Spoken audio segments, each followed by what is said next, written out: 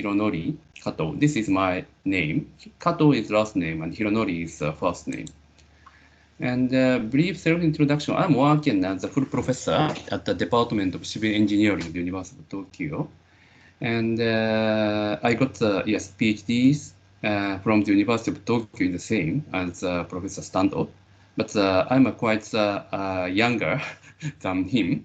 But when I was an undergraduate student, I met him at the same lab because he studies at lab as a PhD student at that time, as a final. I was your senpai at that time, yeah, Kato.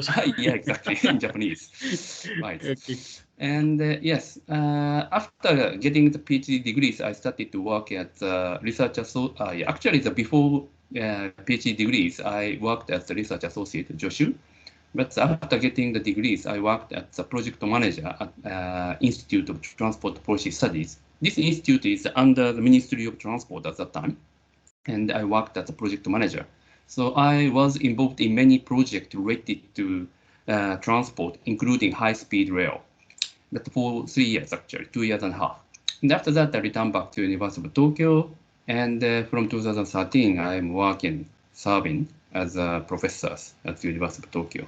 I'm mainly studying about the transportation planning and the policies, and I'm also working recently on the international transportation research, such as international aviation, so maritime or cross-border transportations, mainly in Asian region, and transportation in developing world, again, mainly in Asia. So I visited many cities and the rural areas in many Asian countries and working together in the joint research projects, or sometimes I supervise students in the local universities, including particularly Vietnam.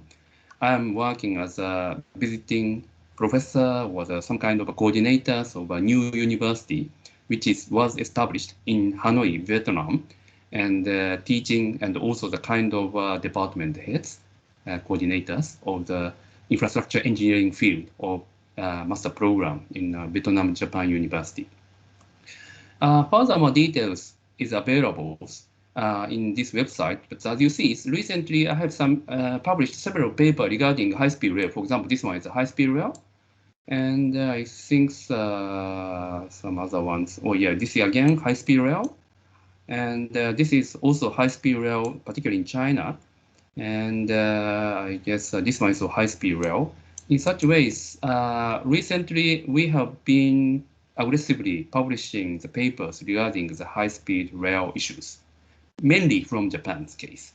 I'd like to share some findings in addition to the basis of high-speed rail in Japan, Shinkansen, including the history of developments.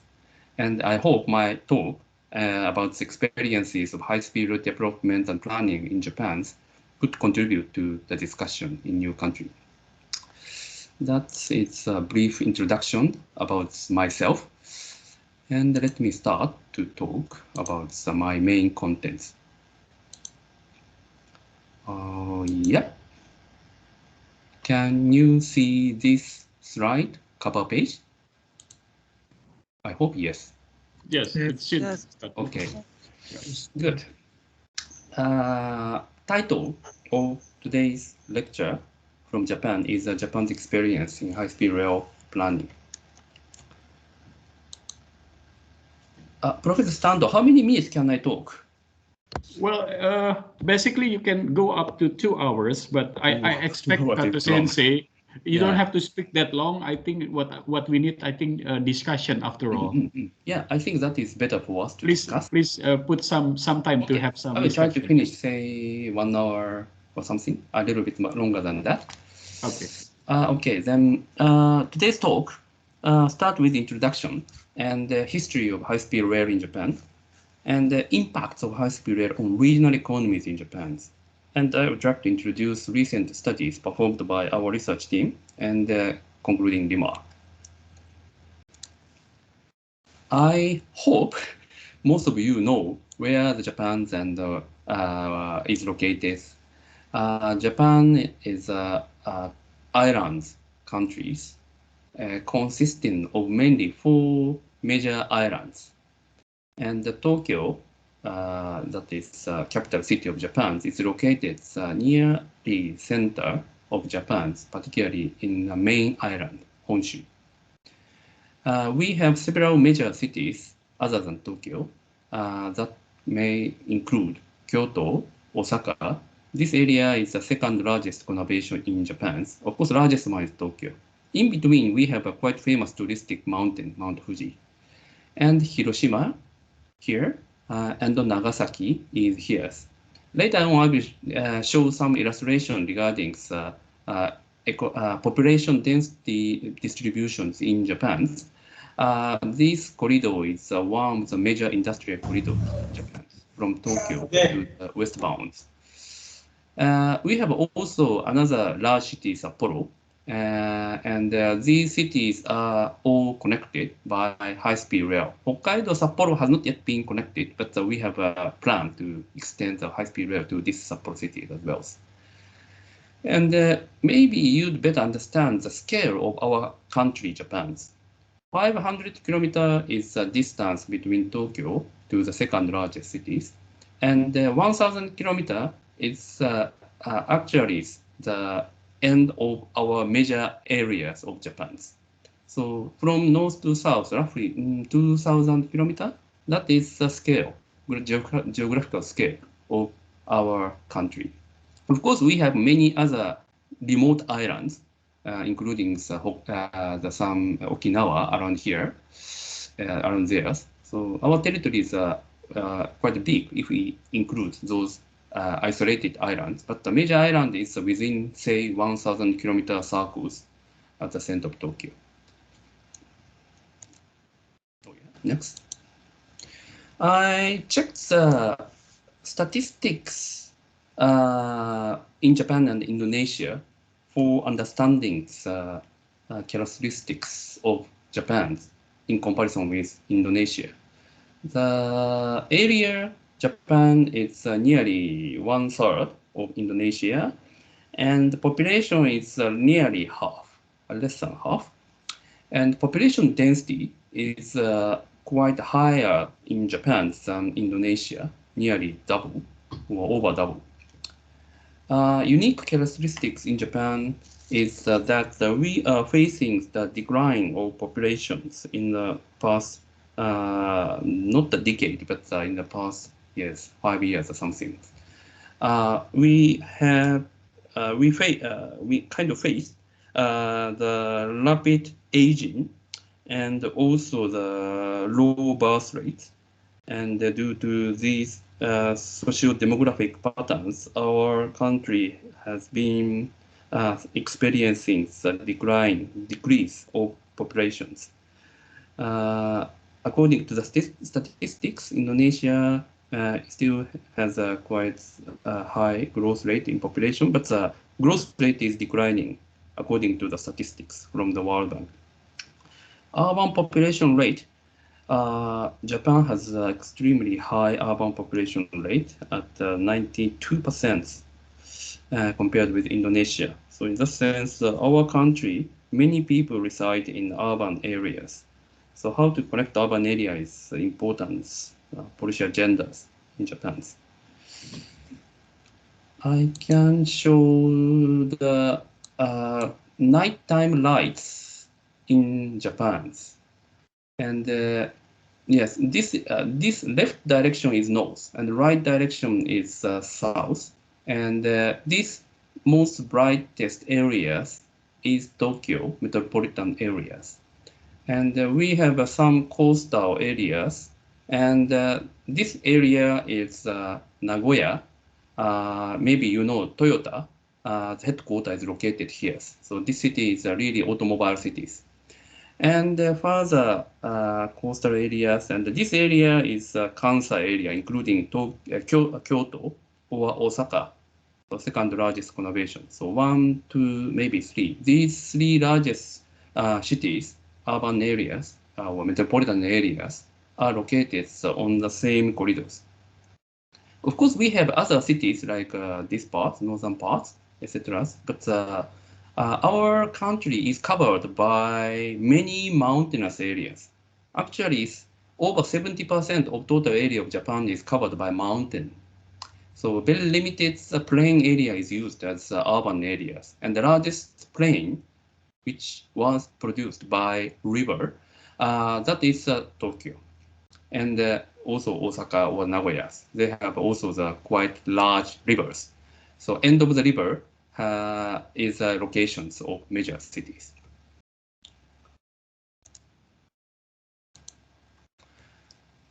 Urban population in Japan. You know that according to the United Nations, Tokyo is the world largest metropolitan with over 37 million populations, followed by Delhi or Shanghai. Because this data comes from 2018, so the latest one could be a little bit different from this one, but still, as far as I understand, Tokyo is still the #1 populated city in the world. And Osaka, second largest metropolitan area, and third largest Nagoya, they also have nearly 10 million. So we have quite many so-called mega cities. Jakarta also very big city. I know I visited many times Jakarta, and yeah, many Asian countries are included. But anyways, you understand that Japan's have a very highly concentrated in major three cities.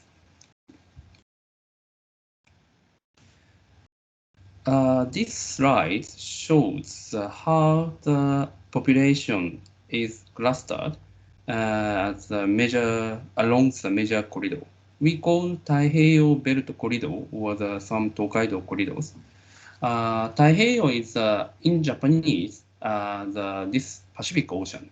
Yes, this area is Pacific Oceans. And we have some kind of a corridor connecting the major cities. As I told you, Tokyo, Osaka, Nagoya, these three major cities are located along this corridor. And further westbound, we have major conservation areas. This map illustrates metropolitan employment areas. So the more employments are located along these colored areas. Then high-speed rail. Japan's high-speed rail is called Shinkansen in Japanese. And it started in 1964, as Professor Stanton told. And the first high-speed rail is called Tokaido Shinkansen. Tokaido Shinkansen is illustrated here, connecting Tokyo, the capital city of Japan, with Nagoya and Osaka. So connecting the first largest, second largest, and third largest cities, that is Tokaido Shinkansen.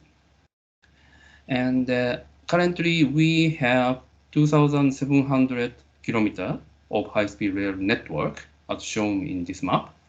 And the high-speed rail in Japan can run at the maximum speed of 240 kilometers to 320 kilometers per hour. You know that not only this corridor connecting to the Tokyo to the westbound, further extended to the end of Kyushu Islands, and also to the north bounds, connecting to the cities at the end of north end of main islands, and further through under the tunnels. This line is connecting to the corner of North Island. This is Hokkaido, and currently these dotted lines connecting to Sapporo is under construction. And we also have another kind of branch lines to the other cities, connecting with cities. For example, this city is Nagano, which is a city where the Olympic game, Winter Olympic game in 1997 was held. And now further extended to these cities. And we are now constructing further extension and to Kyoto and also Osaka. Additionally, these are all conventional high-speed rail. Conventional high-speed rail is quite strange, but these types of railway systems. But we further additionally construct new Chuo Shinkansen, that is maglev lines. It's using some magnetic force to drive the rolling stock. And it's a kind of floating train which can run at maximum speed over 500 kilometers per hour. So we travel from this Tokyo to the second largest cities now maybe about 2 hours and 15 minutes something. But if we would use this new technology, high-speed rail will be in operations, then probably we can travel within 1 hour from Tokyo to the second largest city, Osaka. But anyway, according to the statistics, annual ridership is nearly 100,000 million passenger kilometers, and we have in total nearly 90 stations. And yes, surprisingly, average day delay per trip is less than 1 minute. So very exact schedules operation is made. And also another important characteristic of our high-speed rail service is fatalities caused by the failure by operator is zero in the past over 50-year operations. Of course, we may have many suicides, unfortunately. Many people prefer using high-speed rail for killing themselves. But except such a kind of cases, failure of operators have not led to any fatalities in high-speed rails. That is one of our proud in safety of our high-speed rail. Good.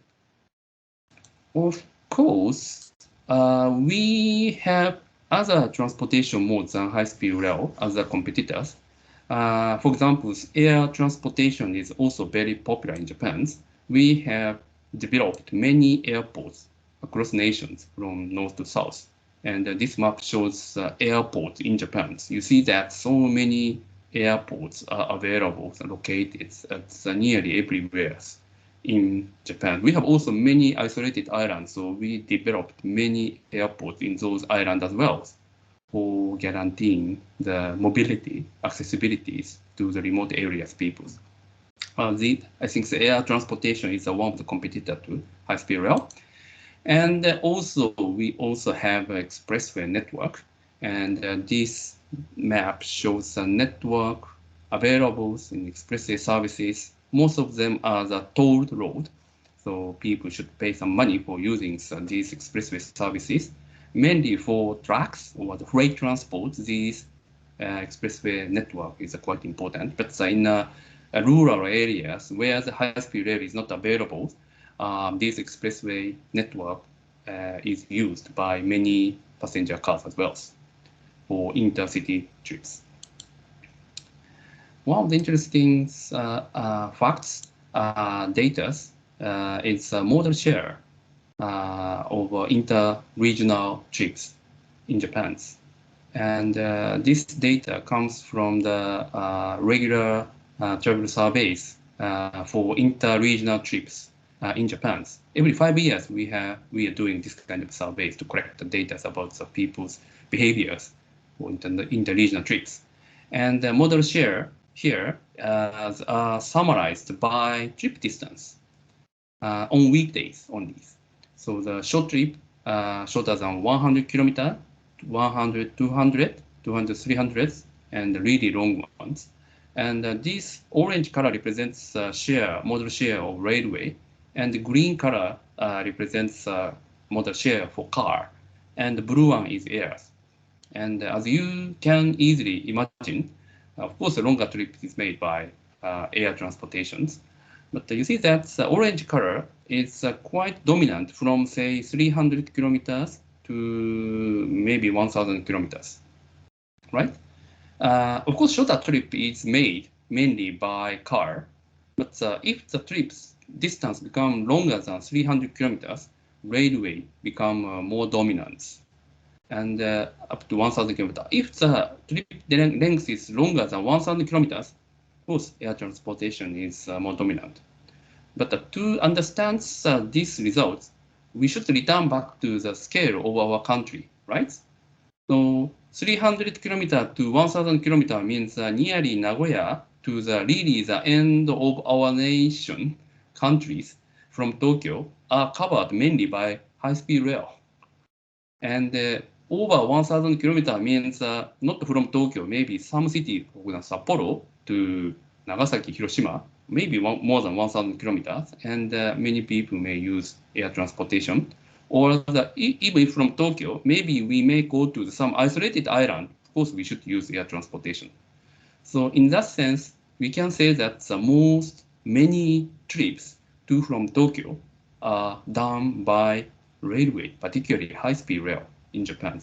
So you understand how, yes, to what extent high-speed rail is very popular in Japan.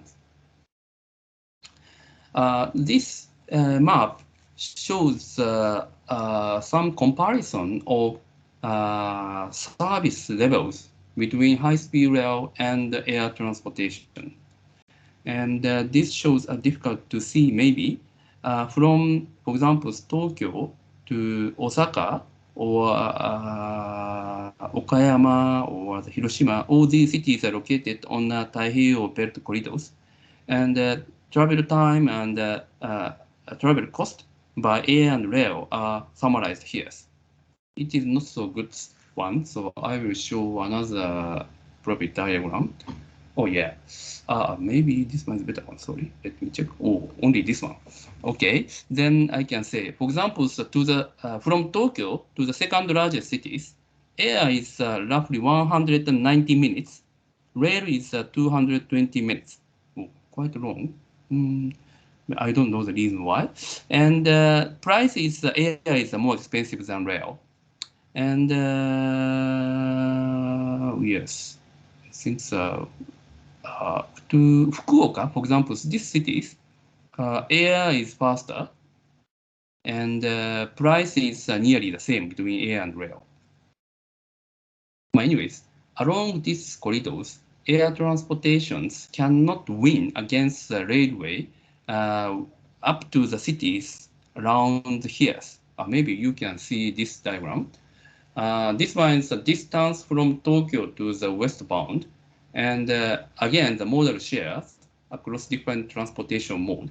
And the railway is again the orange colored bar. And up to say 900 kilometer to 1,000 kilometer, railway is more dominant than air transportations. But if the city is located 1,000 kilometer or the farther, air transportation become more dominant. Very interesting. So 1,000 kilometer may be around here. Yes. So within the main islands, high-speed rail is more popular than air transportation, but the change into the another islands, air transportations may be more popular or more convenient for travels. But from my personal experience, it's also the same. If I would go to these cities, probably I will use air transportation. But around here, I may use railway, 50-50. Actually, 50-50, roughly. Okay, so these are the very introductory story of high-speed rail in Japan. Then let me move to the history of high-speed rail development in Japan, which could be quite interesting for you, some of you. As I told you, first high-speed rail was introduced into Japan in 1964, Tokaido Shinkansen. And this is the first commercial railway operation at over 200 km per hour in the world. And it runs along the Taiheiyo belt, Tokyo, largest city, and the second largest cities, connecting these two cities. And the main motivations at that time to introduce this high-speed rail was to solve the traffic capacity problem in existing narrow gauge railways. I need to add some explanation about it. Maybe I can show some map. Yes, here. So first high-speed rail is connected to Tokyo here, to the second largest city, Osaka here. And in 1960s, yeah, please understand, we Japan finally lost in the World War II in 1945. Okay, and 1964 is roughly 20 years after over World War II. And our country was completely or seriously damaged by the bomb attack from the US. And our economy was so bad at that time. In other words, our country used to be very economically poor. And but we already had quite a big population in Tokyo and Osaka. We didn't have good infrastructure connecting these two cities at that time. Just a traditional conventional railway line is available connecting these two cities. And particularly, as shown here, our railway system has a quite old style railway system at that time with a narrow gauge, 1143 millimeter, 1113, yes. I forgot the exact number. But anyway, it's a narrow gauge. And narrow gauge does not enable railway to run at the high speed, unfortunately. Gauge, I hope you know the gauge. Gauge is the width of track, right? This rail, right? And if this width is shorter, stability of rolling stock or the vehicle is poorer, so it cannot run at the high speed. If we have a wider gauge, then train can run at the higher speed, technologically. And yes, due to the very poor infrastructure at that time, and also the poor land availability, probably, we, as our governments, did not introduce standard gauge at the early age of our Japanese railways. And also, the train, railway infrastructure lines, alignment is not so good. So many curves, because mainly it's running through the mountainous areas and also along the coastal lines, it could not run at the high speed. And so although quite more demand connecting two major cities, but we did have quite poor infrastructure, inter-regional transportation network. So traffic capacity problem, so very congested in short. And to solve these traffic capacity problems, the government considered we need some new transportation system to expand our capacities. And yes, finally, our government made a decision to introduce this new high-speed rail system. And it was a completely new system on newly constructed standard gauge track. So as I told you, it has a standard gauge. It's a wider one, 1435 millimeter gauge. And important point is that this one's newly constructed, new system.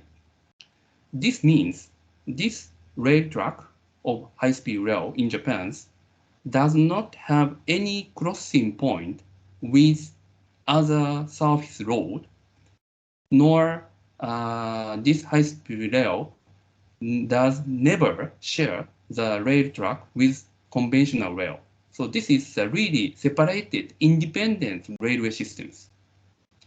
This makes many benefits to the high-speed rail system, although it requires very expensive infrastructure investments. First, maybe I can say expensive part, because this one is really newly introduced, which is independent from existing railway services network. So all structure should be newly constructed, no using existing infrastructure. So of course, it requires very much cost. And also, for higher speed, this train run at as straight as possible, not go many with curve, because it's decline the speed. So it requires many tunnel and also the many bridges. So it's also increase investment cost. But we have also the very many benefits from the independent systems.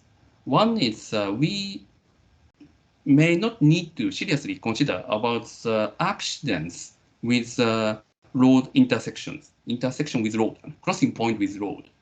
There are no crossing point with road, so no crossing paths.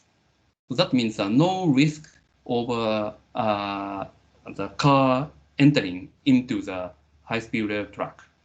And also, no sharing with the track with existing conventional railways. So it can run at a high speed without consideration of existing slow transportation or railway services.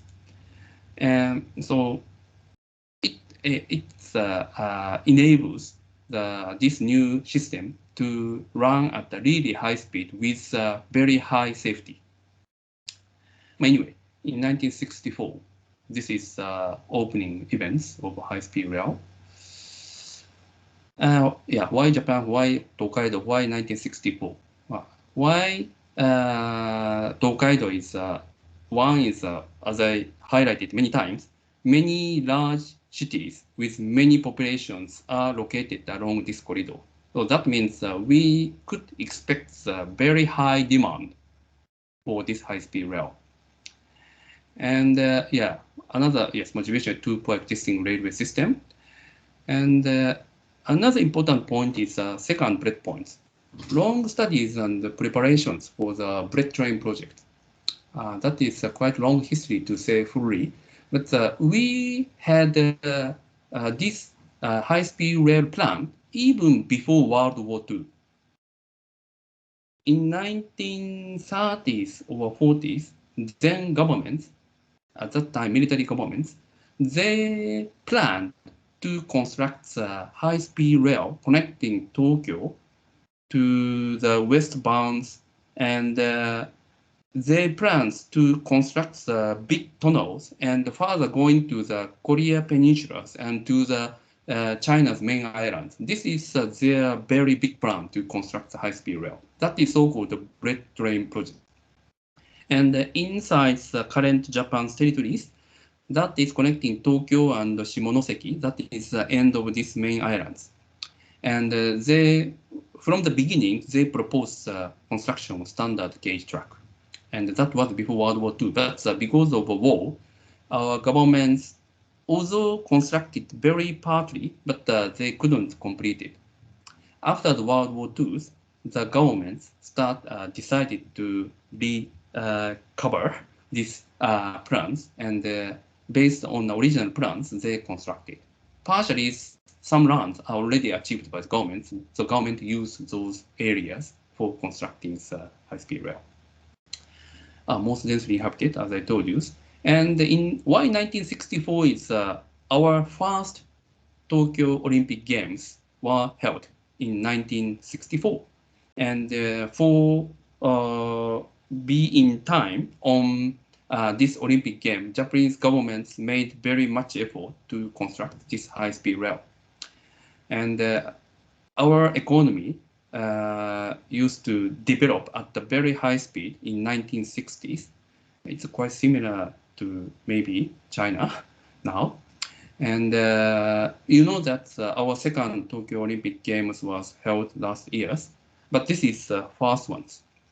And governments constructed many infrastructures in line with these Tokyo Olympic Games. Not only high-speed rail, but the expressway network, etc., was constructed. Let me go. Oh yeah, this is Japan's macroeconomy and high-speed rail. And the blue bar represents GDP in current US dollars. And this orange bar chart represents GDP growth. And in 1960s, I told you, our economy enjoys a very high GDP growth rate. Maybe over 10% in sometimes, very high growth rates. Japan's economy developed very much. And in 1964, however, our economy was so poor. So please understand, our governments made very big decisions to construct this high-speed rail. Please note that at that time, in 1960s, no country, including the developed countries like US or European countries, no country had introduced high-speed rail technologies. Japan was the first country to introduce, although very poor, and that is 1964. And yes, following this first high-speed rail, governments decided to construct the second high-speed rail line and third and fourth, and further extensions. Even now, our government has been continuing to construct, extending our high-speed rail network, although after 1990s, our economy have suffered from the quite a long, poor economic growth or kind of recession.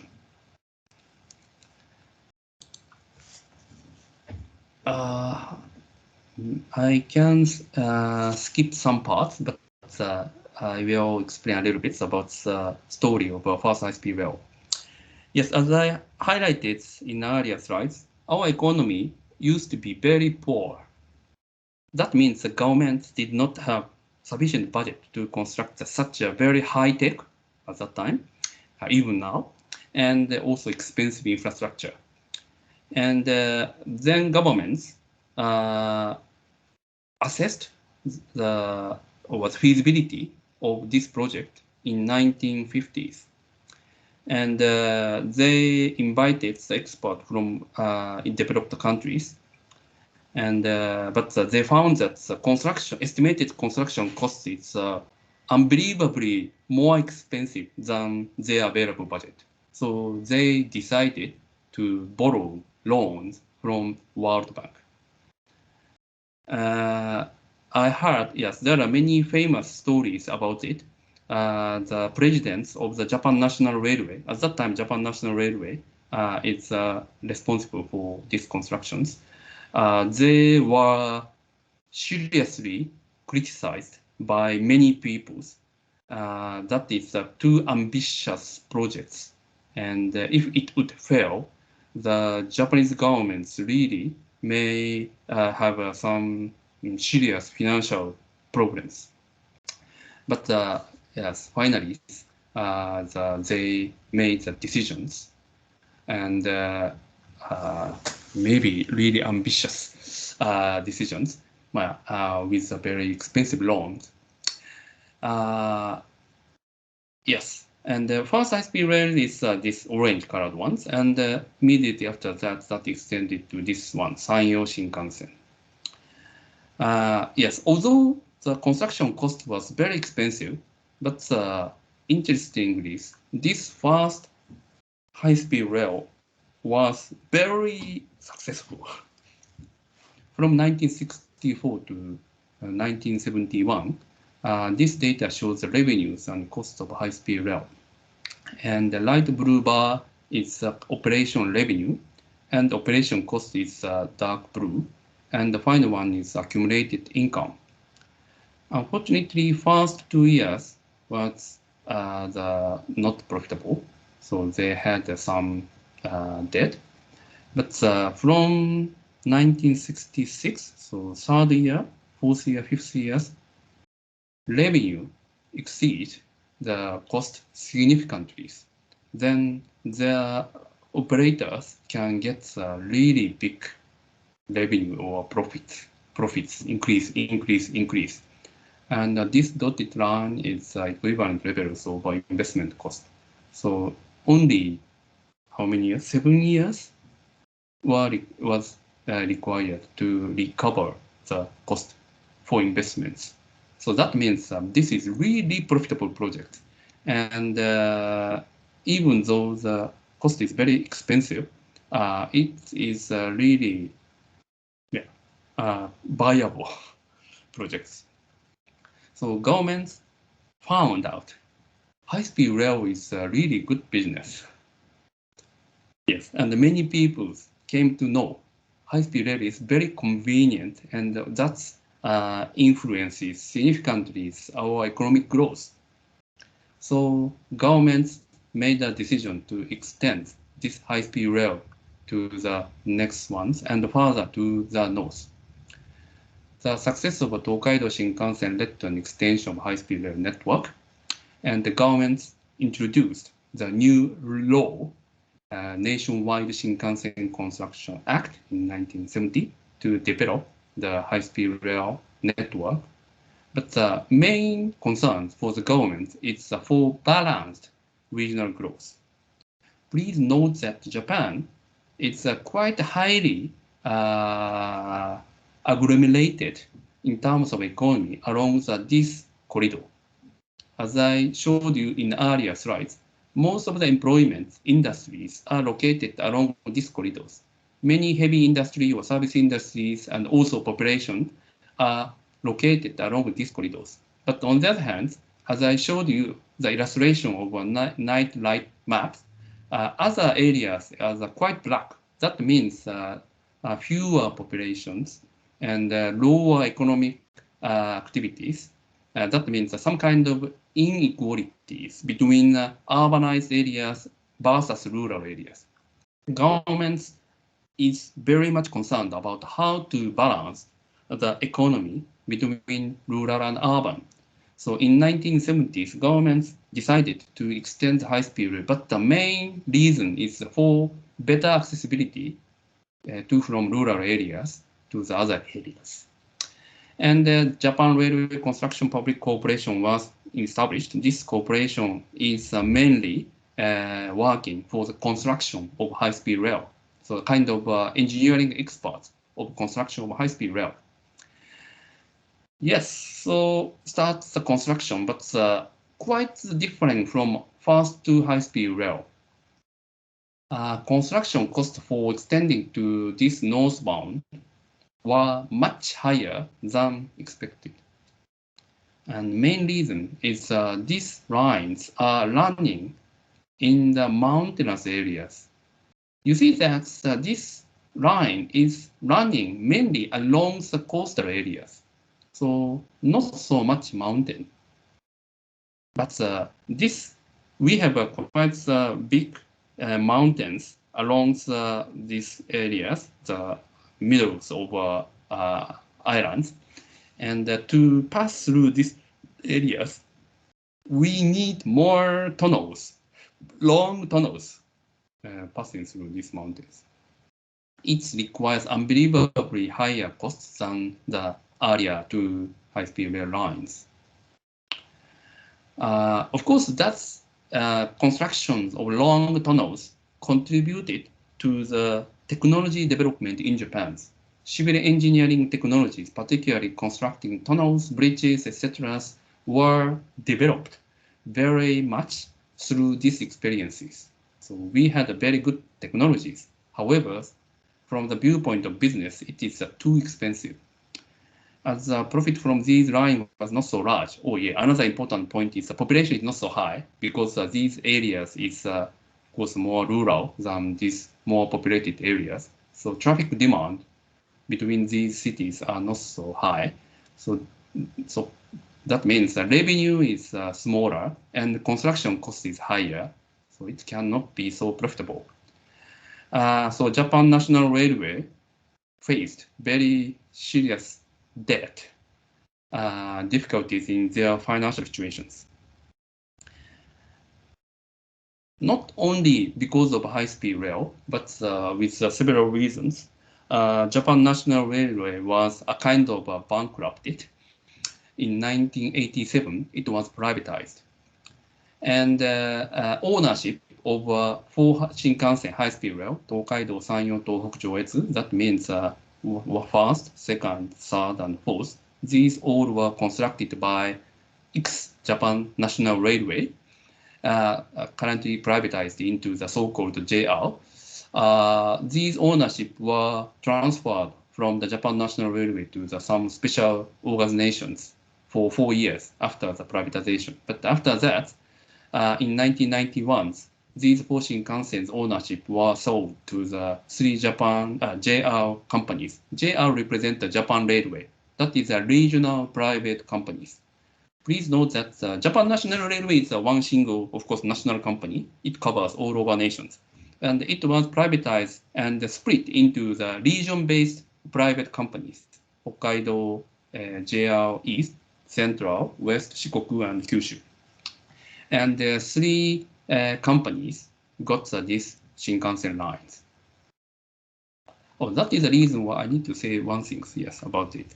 Our high-speed rail network was operated by different private companies. And this map shows the different colors. Different color means different companies operate high-speed rail. So green one is operated by JR East, and this light green one is operated by JR Hokkaido, and this yellow colored one is operated by JR Central. This is JR West and JR Kyushu. So different JR private companies operate and own the high-speed rail.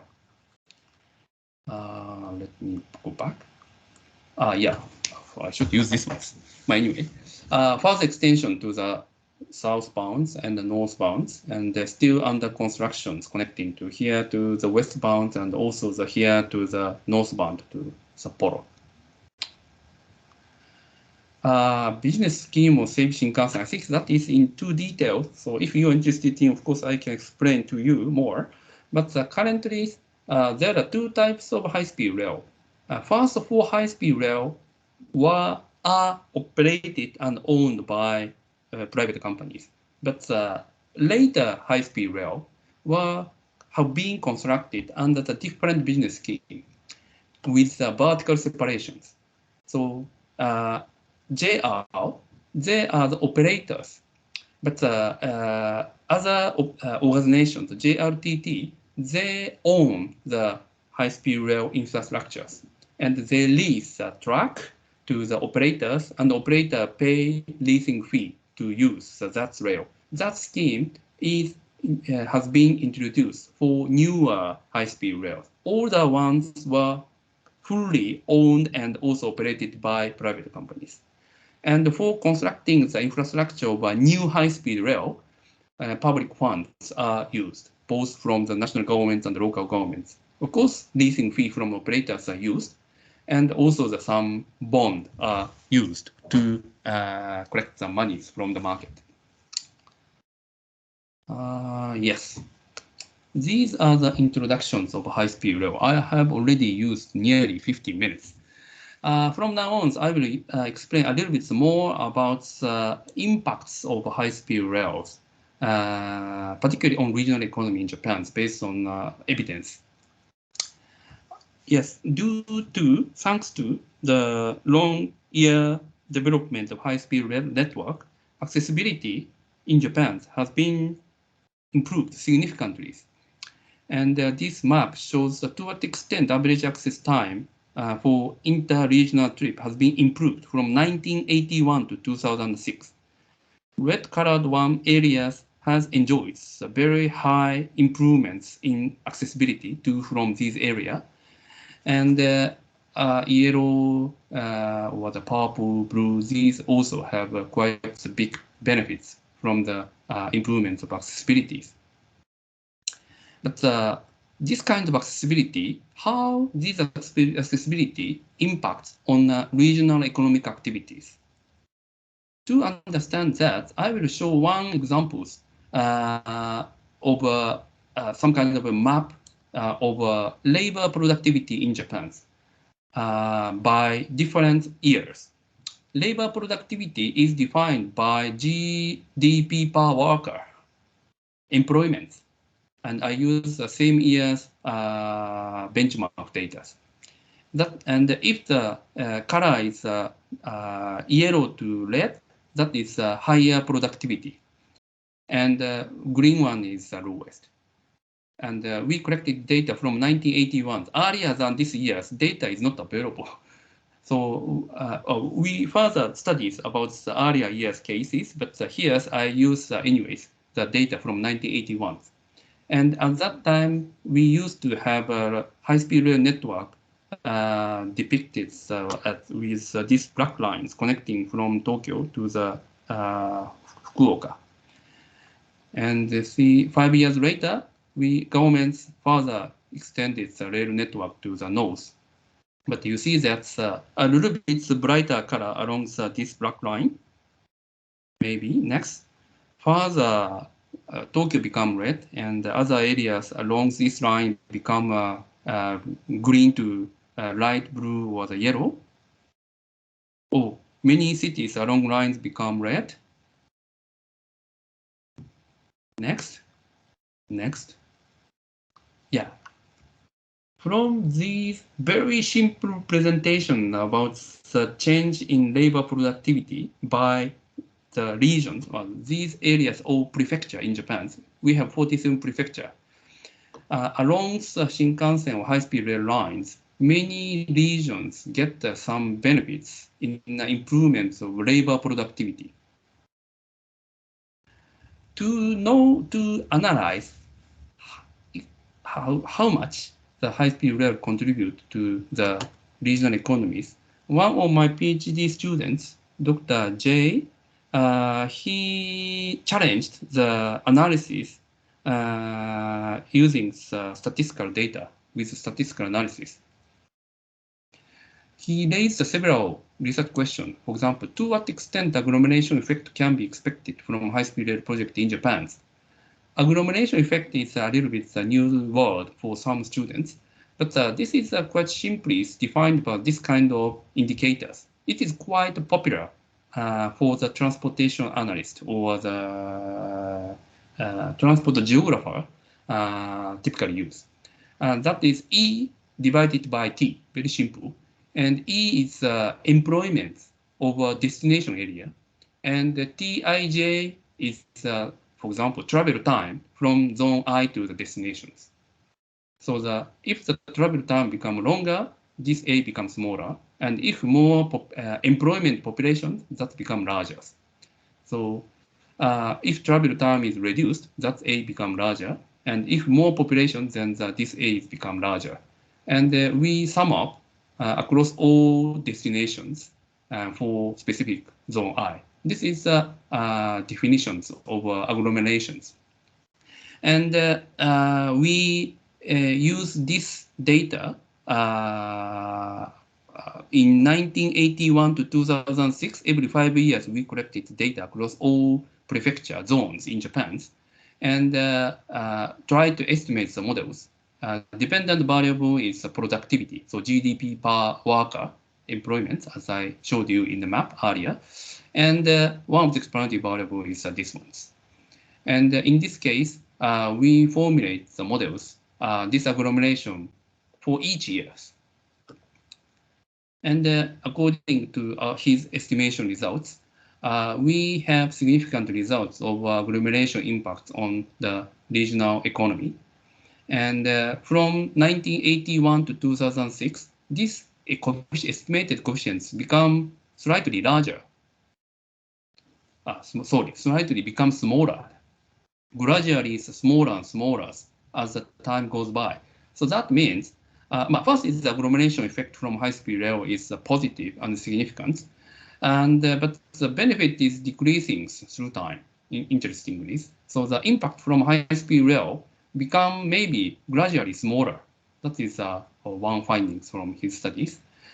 And he also performed some scenario analysis, which area is most benefit from the investment high-speed rail. And this Shizuoka prefecture, one prefecture connecting these two in between the large cities, has got the highest benefits from the high-speed rails through the agglomerations. For example, this kind of analysis was done. And also he did analysis impacts by industries. And he found out that finance, insurance, real estate, these are the service industries, should be promoted with high-speed rail. That means high-speed rail is used mainly for passenger trip, right, rather than the freight transport. If the expressways, maybe more trucks can run at the higher speed, and manufacturing industry, for example, they may get benefit. But the high-speed rail could contribute to more service industries. That is the findings from analysis. And to understand this difference between high-speed rail versus expressway, he did the same analysis using road traffic as well. And in road traffic, as I told you, more manufacturing or retail, wholesale, and transportation communication industry could get the more benefit by improving the accessibility by road. So high-speed rail can contribute to the more on the service industries. And also another concern is high-speed rail affect the migration or not. So the more accessible area by high-speed rail get the more population from the rural area to urban. This kind of analysis is also done by students. And details may be skipped, but the high-speed rail encourages the migration from small cities to large cities. And that is unfortunately true. Although our government challenged or tried to mitigate the inequality between the rural area and urban area by improving the connectivity using high-speed rail. But unfortunately, after by the construction of high-speed rail connecting rural and urban area have a more population and rural area lose populations. So the inequality may become worse from the introduction of high-speed rail. Well, that is our findings. So yes, we started to discuss about the impacts of high-speed rail on the regional economy. However, my first PhD students studying about high-speed rail, he studied about just the kind of correlation or association between high-speed rail and the economic performance. In his analysis, high-speed rail availability is analyzed with some kind of agglomerations. So accessibility, a kind of accessibility. And economic performance is measured using GDP per employment, something. And he used panel data, many years data, to estimate the association, how much these two are correlated. Of course, this kind of approach could give us some information about how much high-speed rail is correlated with economic performance, as shown, illustrated in the map. You find out that high-speed rail better connectivity area has brighter colors, so that means higher GDP per capita. However, that results unfortunately does not guarantee the causal relationship. We'd like to know the impacts. High-speed rail introduction, then it causes some positive change in economic performance. That is so-called causality, right? So we considered, okay, we'd better challenge to discuss about how much this causality can be found after his PhD studies. You know that the last year's Nobel Prize in Economics is related to these issues. And famous Professor Angrist or Invens, they are awarded the Nobel Prize for their methodological contribution to the analysis of causal relationships. Causality does matter. So introduction of high-speed rail changed the economic performance. This causality should be analyzed with some specific technologies or the methodologies. So after the first PhD studies, we further challenged the impact analysis of high-speed rail using the more sophisticated method. One question we raised is, for example, what is the impact from high-speed rail regional economy? That is not the association between high-speed rail based accessibility and the regional economy. Impact. To do this analysis, we should use a little bit unique method approach. That is quite popular in medical research. If you know something about the medical research, you may know that some kind of medical test. For example, if you develop a new medicine, how this medicine works. Usually, the patients or the individuals groups are split into the two subgroups. One is a treatment group, and the other one is a control group. And the treatment group, individuals belonging to the treatment group may get the real medicines. Okay, and the second group, so-called control group, they may get imitated or the not real medicines. It's a placebo, and they check to what extent the impact is different. Maybe the blood pressure or the, I'm not sure, life expect years they can survive. So this kind of treatment versus control groups comparisons are required to know how much the some treatments gives impacts on the results. That this methodology, so-called difference in differences methods, or some other related statistical causality analysis method, follows this approach. So in our case, for example, okay, high-speed rails is introduced into the several regions, but of course other regions without any high-speed rail introductions. We split the regions into the two subgroups, okay? And the 2010, for example, before the high-speed rail introductions, and year 2 is after the high-speed rail introductions. And we expect some positive impacts in some indicators just for treatment group where the high-speed rail was introduced, and not in the other group, in the control group, without high-speed rail. And by assuming some kind of counterfactual, we may estimate this impact. This is the approach of a DID. And we use some statistical technique to estimate the difference. Details skip.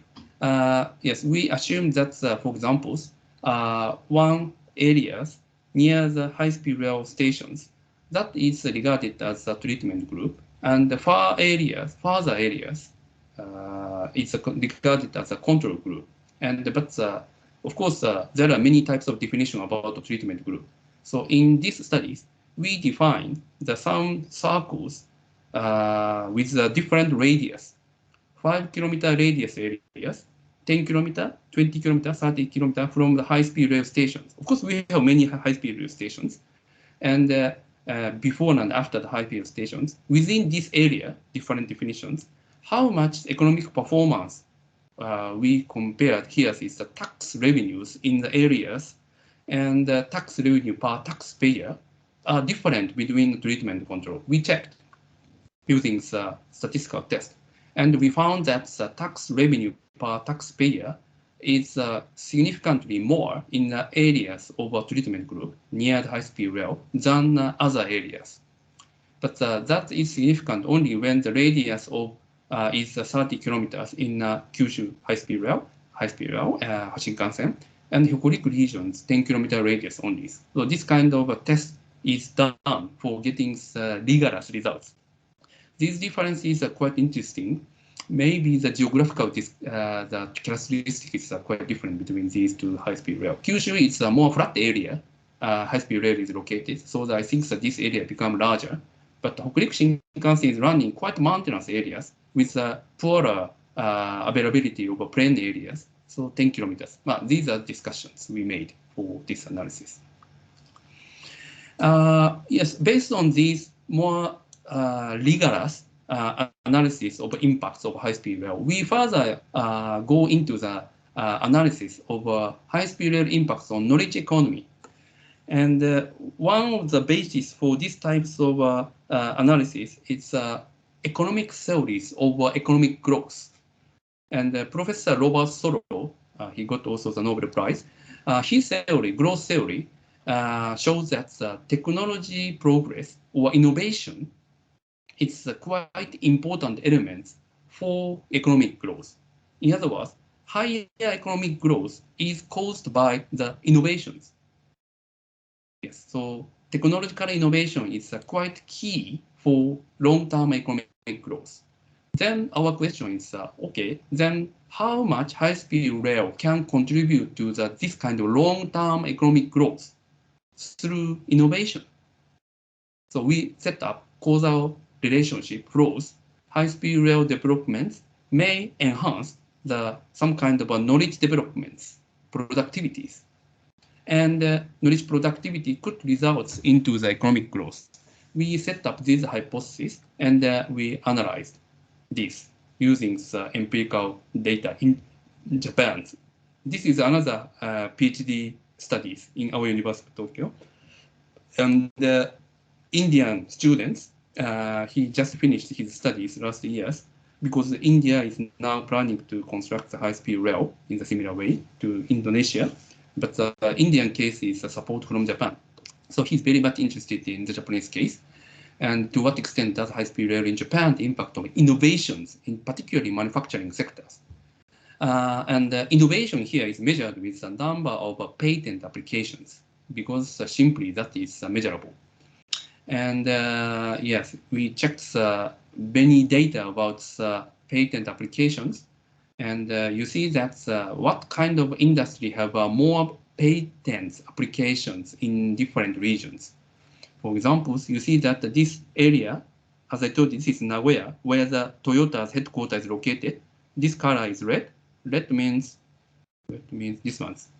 No, red color is this one. Yes. So car machine, vehicle machines. So there are many patents developed by industries, mainly regarding the car machines in Nagoya prefectures.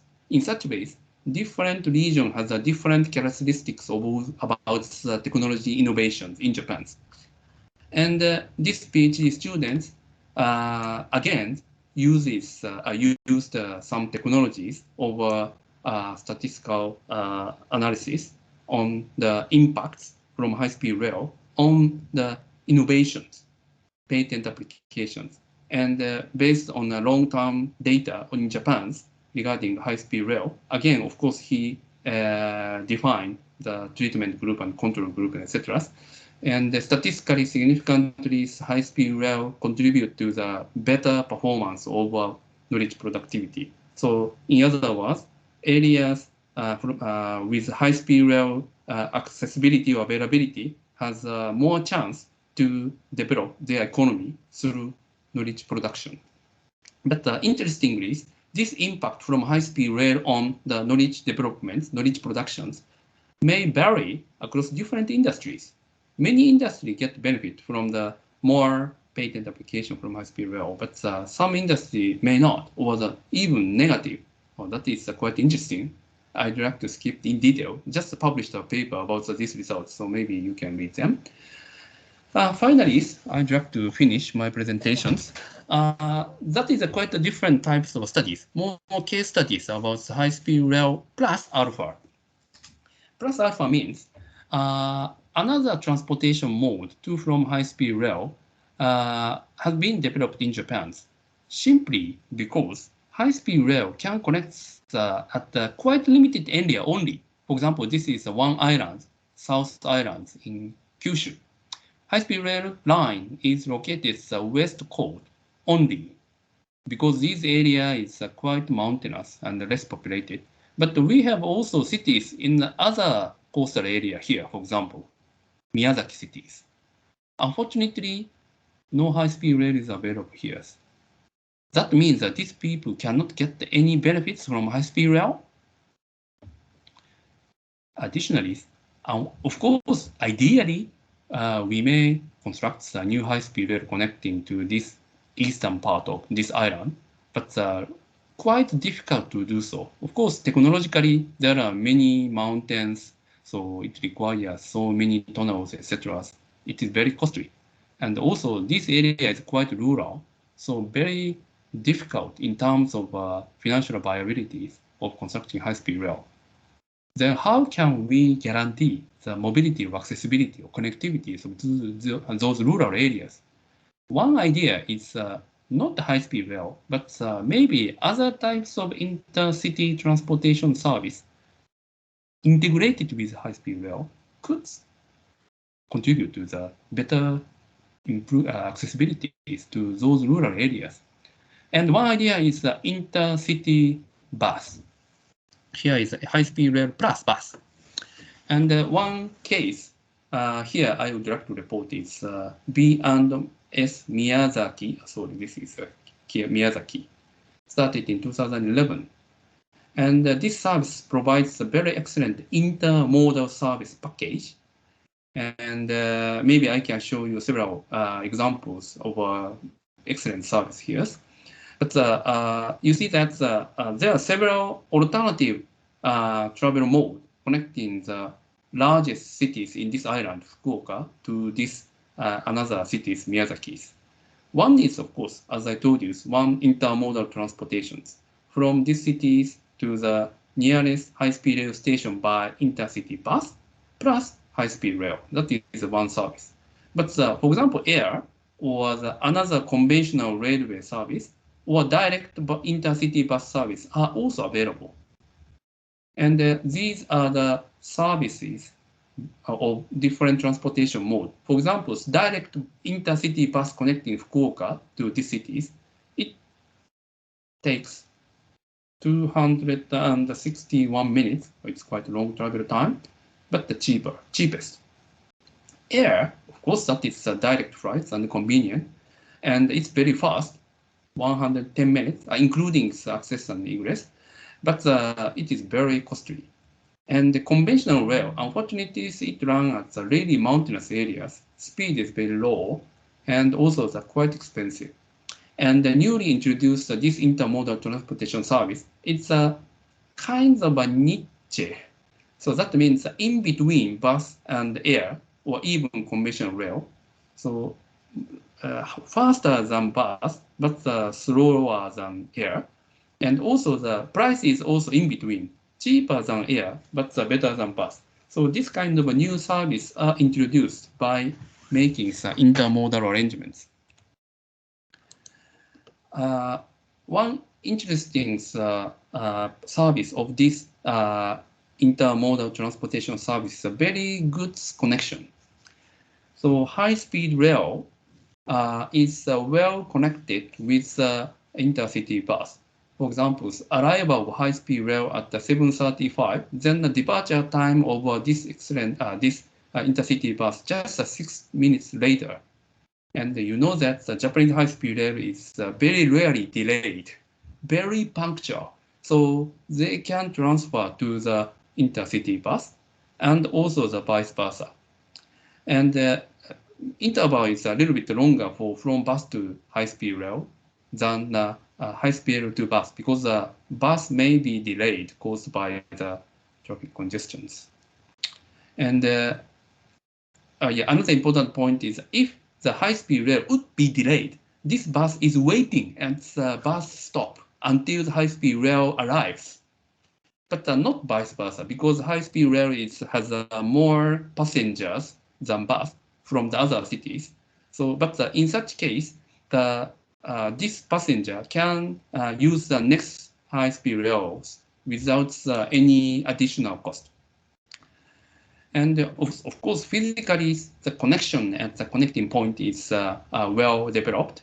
For example, from Shinkansen high-speed rail platform to the intercity bus, only 120 meters, and the well developed the escalator or elevators are available. So very easily change transportation from one to others. And discount is available if they purchase the intermodal tickets. It is discounted by 30%, and of course available integrated tickets in anywhere, and announcements about the connection inside the Shinkansen train. So if you take high-speed rail, then the announcement is made for the passengers about this bus service inside the vehicles. And additionally, you know that the design of exteriors of a high-speed rail is in the same ways they are designed in intercity bus, white colors and red bars. And so the passenger can feel they are really integrated and connected. Same service is provided, although these two are operated by different companies. So these two companies are very well coordinated and cooperate each other about providing these intermodal services. And thanks to this excellent package of intermodal service, annual passengers of this newly introduced intermodal service increase. This one is, sorry, it does not cover full years, which I should upgrade the data. So it should be around here. And more interesting one is one of the difficulties of introducing this kind of new service is tough competition with other competitive transportation, alternative transportation mode. But if you see this diagram about the annual passengers between Fukuoka and Miyazaki, other transportation mode did not lose their passengers. Rather, they increased the passengers, although the new one is introduced. So total passenger increase. So it's a kind of win-win or no damage to the existing one. So the other transportation mode operator also happy to work with this new transportation services. So although we cannot cover all nations by high-speed rail, of course we are extending high-speed rail network to the really end of the nations areas, but we cannot cover all. So by integrating the existing or the new intercity transportation mode other than railway, like a bus, we may improve the accessibilities to the peoples all over the nations as much as possible. That is our strategy. Oh, this is actually the final presentation slide. I'd better tell more things, but this is a very simple summary. So economic impacts of high-speed rail in Japan. From our experiences, it's quite significant impact from high-speed rail. It should be one of the main contributors to economic development in Japan. In fact, changing real GDP per capita in Japan, it's quite similar patterns of high-speed rail network development. So I think, or many people believe, that high-speed rail contribute to our economic growth. And also, as I showed you in our empirical analysis with PhD study students, we show the evidence that high-speed rail developments surely had a positive impact on regional economies, and also through the knowledge productions, more innovations, our high-speed rail have contributed to the long-term economic growth impact. So we believe the high-speed rail is really one of the important infrastructures in not only Japan, in other countries as well. Many Chinese researchers also try to show the evidence about the impact of high-speed rail, but our evidence is much longer, covering much longer period than them. So even, yes, from our long-term histories and experiences, we can conclude that high-speed rail is really beneficial for the macroeconomy and also regional economy. Of course, there are many challenges. We may discuss together about it, comparing with your case. Okay, thank you very much for listening to my presentations. This is the end of my presentations. Thank you. Well, thank you very much, Kato Sensei, for your nice hope you enjoyed. presentation. It is very interesting, and I would like to let my students to have some question or maybe some more discussion with you. Sure, yes. I'm very happy to do so. Oke, teman-teman mungkin ada yang ingin bertanya dengan Prof. Kato, silakan. Drian, silakan Drian.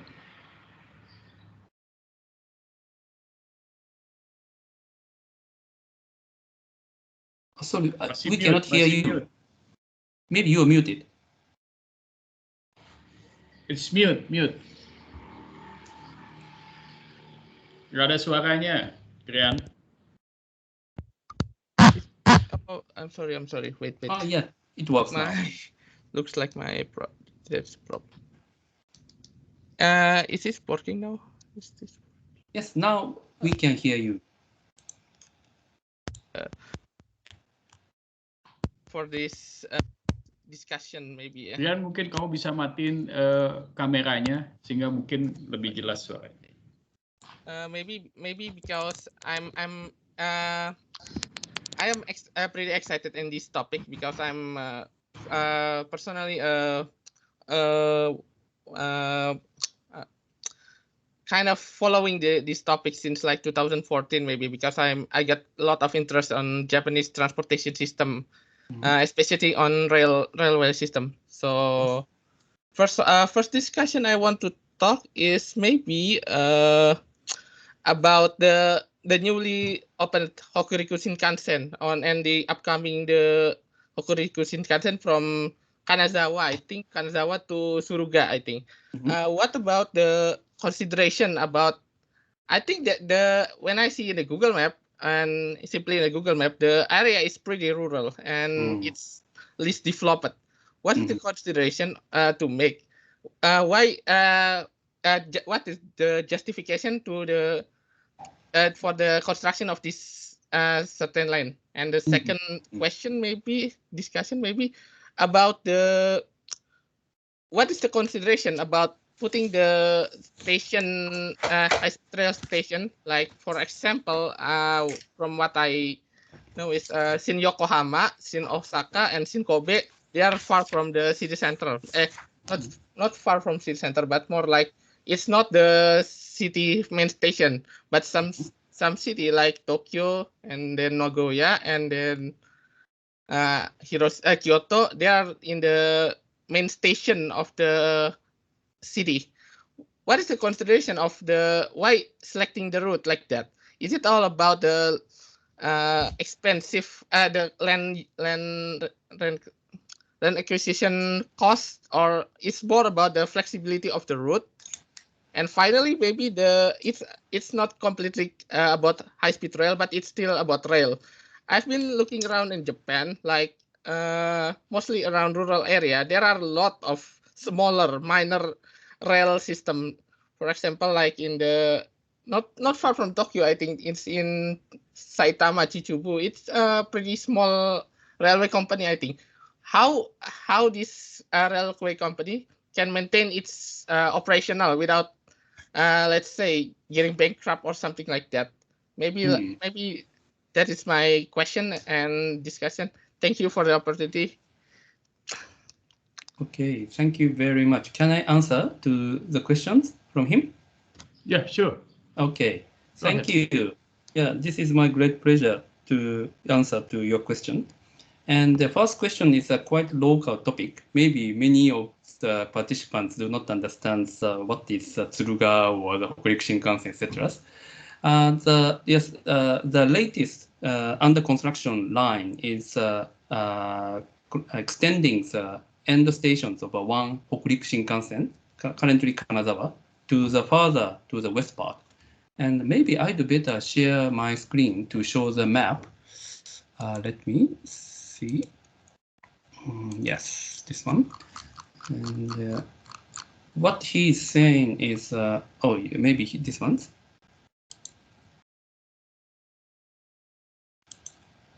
Okay, so now our Hokuriku Shinkansen is available, this blue one, up to these stations. This is Kanazawa, one of the touristic cities in Japan. And now we are constructing or extending our railway network further from this station to the westbound around here. Okay, this dotted is the blue lines. And his question is, although this Tsuruga or the dotted line areas are really rural, so what is the justification for extending these lines to these rural areas? That is his question. And my answer is this line is not finished at this point. Further extending plan is planned to be connected to Osaka furthermore. So that means we are now constructing the second routes connecting between Tokyo and Osaka.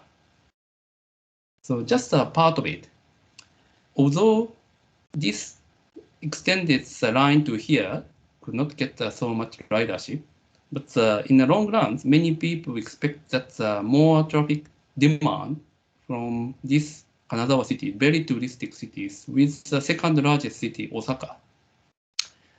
But please note that there are many comments or critics about the constructions of these new additional lines, even in Japan. There are many debates about that. I hope the more people from Osaka to these touristic cities and this city become more get more visitors, mainly from the international visitors.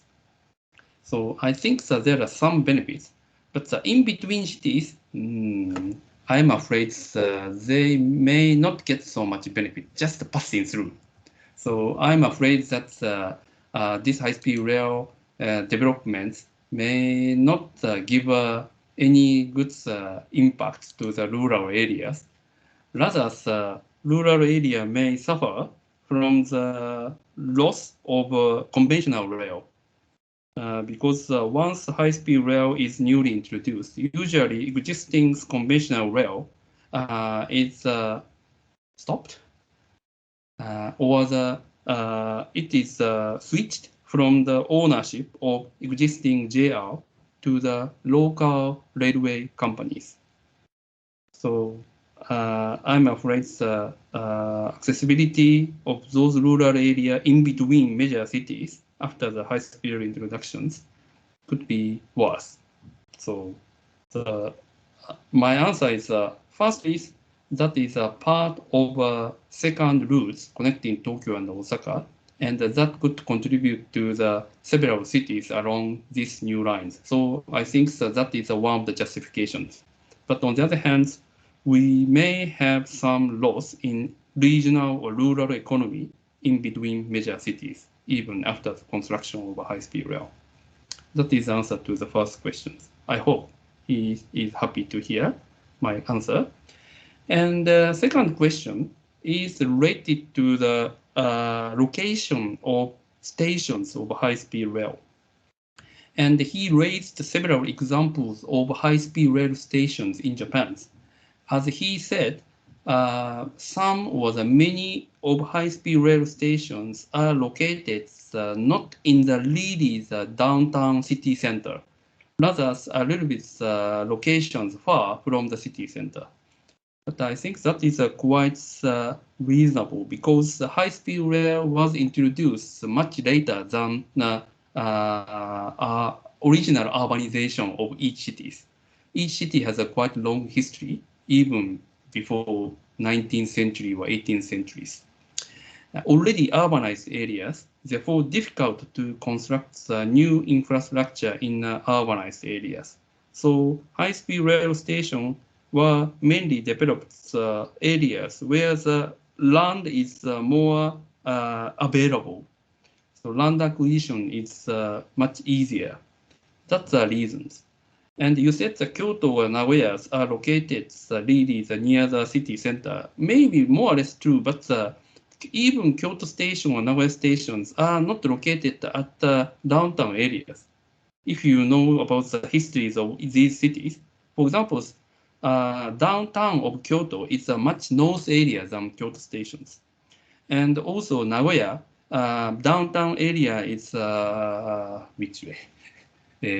Eastern of current railway stations. So I think without the exceptions, I can say so, most of the stations, except the Tokyo Central stations, most of the high-speed rail stations were constructed at a little bit far area from the really city centers in which the land is more available. Actually, in the process of construction of high-speed rail, according to the historical book, many local people opposed against the construction of high-speed rail, particularly the land acquisition issues. One of the famous stories is the Nagoya station's case. Many people opposed against that in 1960s. So anyways, the location of station is always quite a big topic. Of course, the better accessibility for downtown to from downtown area is important. But on the other hand, land availability is always another important technical constraint. So always consideration of these issues are made for the decisions of station location decisions. That is the answer to the second one. And third one is a little bit different from the high-speed rail topic, right? And that is quite good questions. Many rural, small-scale railway companies suffering from the poor revenue and the poor profitabilities. So their service quality is much poorer than other urban areas, major railway companies. And in some cases, those railway companies stop their operation due to the poor profitabilities. Although currently they are managing to operate the railway services, once, for example, natural disaster attacks their infrastructures, they have no money to recover the service infrastructures, so they easily stop their services. So very risky positions in that sense. That is the answer. So anyways, they are very much taking much effort to maintain services. without any financial support from the government for operations. Sorry, long answers to his question. Are you satisfied? I think you give a good answer. I hope so. Well, anybody else, Gatot, or maybe who is Hiskia, or anybody else want to have some more question? Maybe me, so. Yeah, I will try to answer as much as possible. So, yes, okay.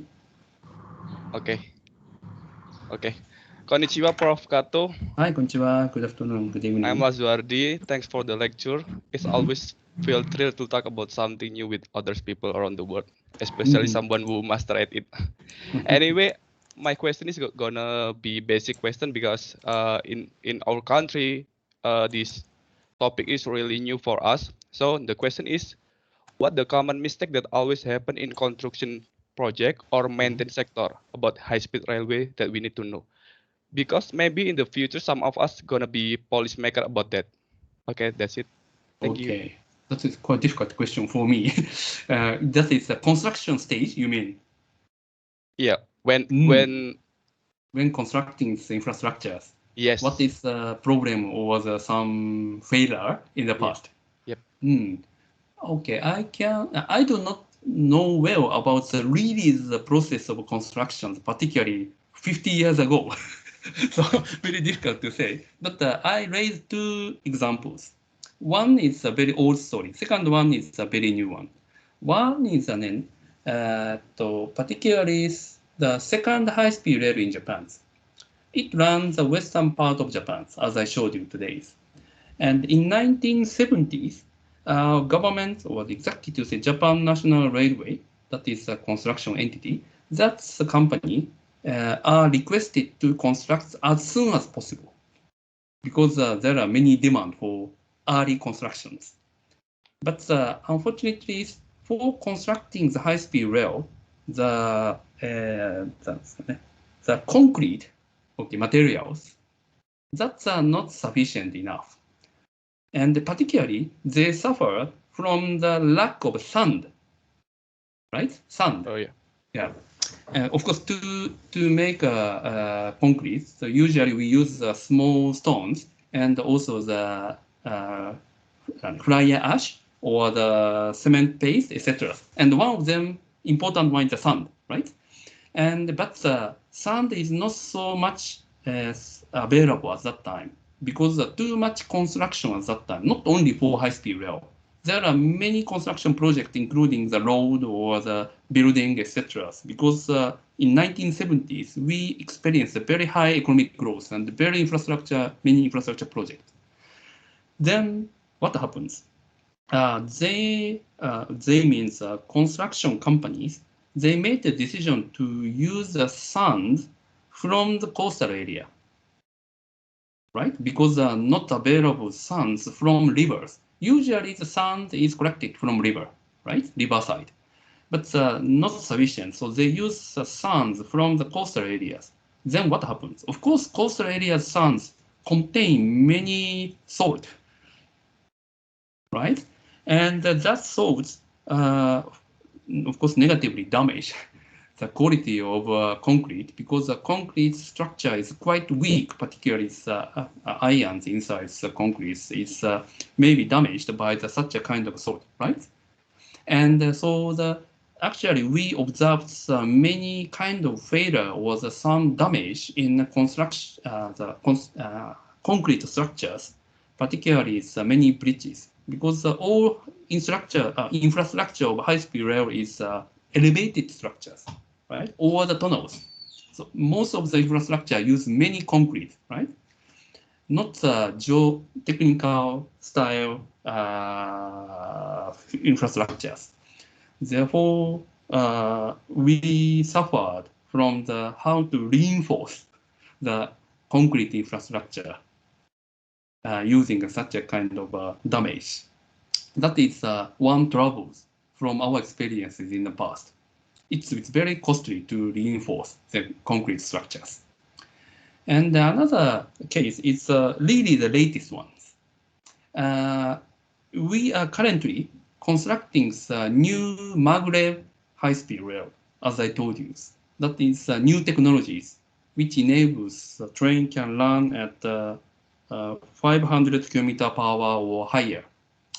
And because of difficulty in constructions on the surface area, because no land is available anymore. So most of the sections of a newly introduced maglev line is underground, right? Tunnels structures. And but if it constructs as usual tunnels, even if it is underground, but we should purchase the land, right? Then the government decided to introduce a new law, new act, that if the tunnel structure is located 40 meter or deeper underground locations, then no need to purchase the land for constructing the underground infrastructure. So tunnel is constructed at the very deep areas, right? 40 meter from the surface or the deeper. Okay, then and technologically, we believe that the 40 meter is sufficient enough for not any impacts from the construction of tunnels on the surface activities. However, last year, we had quite a big troubles about deep tunnels constructions on the surface. Through the engineering work of tunnel constructions, some landslides on the surface occurred. But that is not in the high-speed rail, but the expressway, underground expressway constructions. But the same technology is used even for high-speed rail. So now the local people who got the damage from the very deep tunnels construction structures, they made an appeal to the court. And now it's under the discussions and conflicts between the local people who suffered from the damages caused by the construction of deep tunnels and the governments.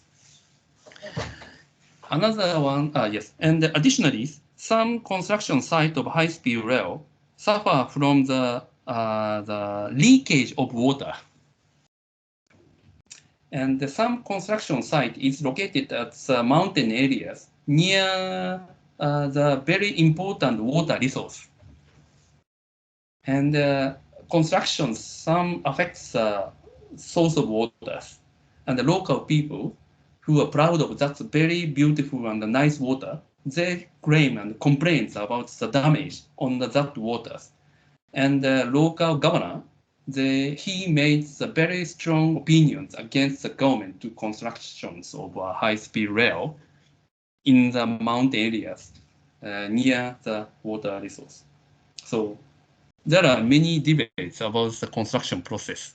But these are the examples I can give you today. If you'd like to more technical issues, you'd better contact specific engineers in geotech or the concrete engineering or structural engineering, etc. There are many discussions about it. I'm not expert in that field. I don't know so much well. It's okay for you? It's okay. Thank you. You're welcome. Thank you, Kato Sensei. Anyone else want to have some question, maybe? Well, while waiting, Kato Yes, sir, Sensei. please. Yeah, okay. Go ahead. Okay. As you know that the safety issue is one of the most of the biggest problem we are facing in Indonesia. Mm-hmm. So I want to know how about in Japan. I mean, is it from the beginning when the high-speed train are being built in 1964? Is the government? I mean, was the government already implement the concept of the subway infrastructure, or is it still at grade at first and then being developed from then since then to become the subway? Because one of the biggest issue in Indonesia is there are so many intersection between the rail and the road, and the worst thing is most of them is not equipped by the safety gate for the road for the intersection, and the other worst scenario is most of them is actually an illegal intersection, which is the intersection made by the local people, which is live in surround the rails, and they make the intersection by themselves because they are want to crossing the line more quickly. So yes, it is really one of the biggest issues in Indonesia. So I want to learn about how about in Japan. I mean, is it from the first time from the first time the high-speed train implemented in Japan is already tackle that issue, or it is I mean by gradually tackle that issue? Okay, thank you very much for very interesting questions. As far as I understand, from the beginnings, our engineers believe that the independence structure is very critically important. So no level crossing with road is considered in the construction of high-speed rail. Very clear in that sense. I see. And but please note that we have some quasi high-speed rail. But that is maybe not so familiar for many people, international peoples. I may show some examples with my slides. I hope. Oh yes, can you see this map? I hope you can. Yes. And we have some special high-speed rail. This one, for example, these thin lines, green lines, available to here, from Morioka to Akita, to Fukushima to Sanjo. These two lines are a kind of special high-speed rail, and although the same rolling stock, okay, this kind of train, go into these lines, but the infrastructure or tracks are the quite conventional one. So that means these other ones are so-called full high-speed rail, full-scale, full-spec high-speed rail.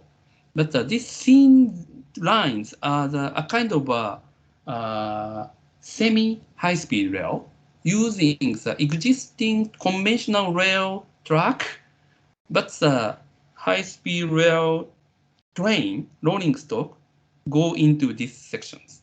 And in these semi-high-speed rail lines, there are several level crossing, which may be similar to your case.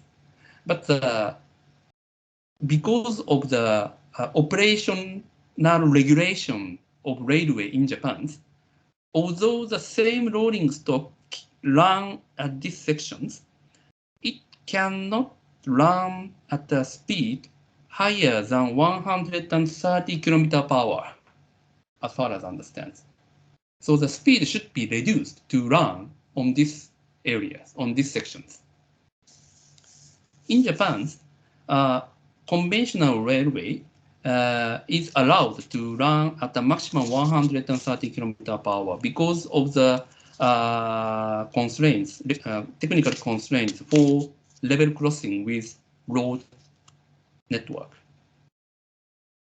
So in such ways, we sometimes flexibly use some semi-high-speed rail style.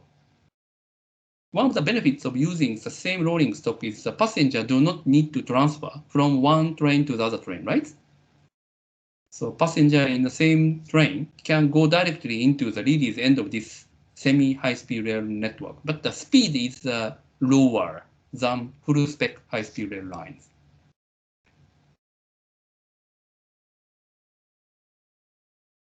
Is it all right for you? Okay, but I mean, how to manage the safety in the intersection, sir? Oh, okay. That is a because quite as we know really that technical it's issue. very crucial. Or there are many technologies Yeah, in the that use. intersection of and regulation. I'm not so Yeah, much expert about because safety it's many big management. issues in here. Okay, maybe you can learn from the other experts, but for example, there are many automatic detection system about objects inside sections, intersection areas, including the CCTV or some sensors, and of course some warning system by the peoples nearby, pushing the buttons to alert the drivers to stop immediately, etc., etc. So double, triple systems is introduced to maintain safety over crossing points. So if you are interested in, that is a really technical issues probably, and still under development even in Japan. We sometimes have quite similar troubles in accidents at the intersections for the conventional railway, not for high-speed rail. Because as I told you, high-speed rail is independent completely, no collisions, yes, no crossing. But yes, for the conventional ones, yes, many technology development is still undergoing. So maybe you can read some papers, or maybe you can make interviews with those engineers if you're interested in. Okay. Okay, Mr. Kato, thank you so much. Other guys, maybe now it's Adi-san. Next is Didik-san. Have you ready? Oh yeah, please. If you have. Thank you for your lecture today. I'm very interested in your explanation about statistics in high-speed rail, especially for average delay less than 1 minute and 0 for passenger facilities. I want to know how the Japanese government to maintain that number. Oh, very big question. Yes. Actually, that is not the business of the governments because all of the high-speed rails are operated by private company. Please note that first. And the private company provides the services at the very highly the sophisticated technologies. That is quite true. And I may need to use many hours to explain about it. For example, Tokaido lines, say every 3 minutes or every 4 minutes, train is running without any delays. And using, of course, very many high-tech signal system, it's a fully automatic control system is introduced. Not the driver actually drive. Some operators controls automatically about the all rolling stocks movement. And also, the more interestingly, all rolling stocks are designed into the same one, not a mixed rolling stock. So type A, type B, type C, in such ways, if multiple rolling stock with a different performance are running on the same line, then acceleration, deceleration, or every kind of technological parameters may be different. That cannot make so perfect operations. So the Tokaido high-speed rail, that's the first one, that is operated by JR Central, they intentionally introduce the same spec high-speed rail rolling stock, and they make a really perfect coordination of service at a very high frequencies, and also control in a very smart way. And also, of course, many railway staff are assigned to control, for example, on the platform. No, many people watch and check. Of course, we introduce station platform screen doors. Have you ever heard that? Or maybe we can see some, even in your BRT system of Jakarta, you may have some screen door system, right? So only when the train comes, the door is opened, and in other cases, in other time, all doors are closed at the platform. So that's installed at all railway stations of high-speed rail. So various efforts have been made for improving or guaranteeing the safety of the services and also the high quality of services. They are all efforts by private companies, not the government's order or government's request.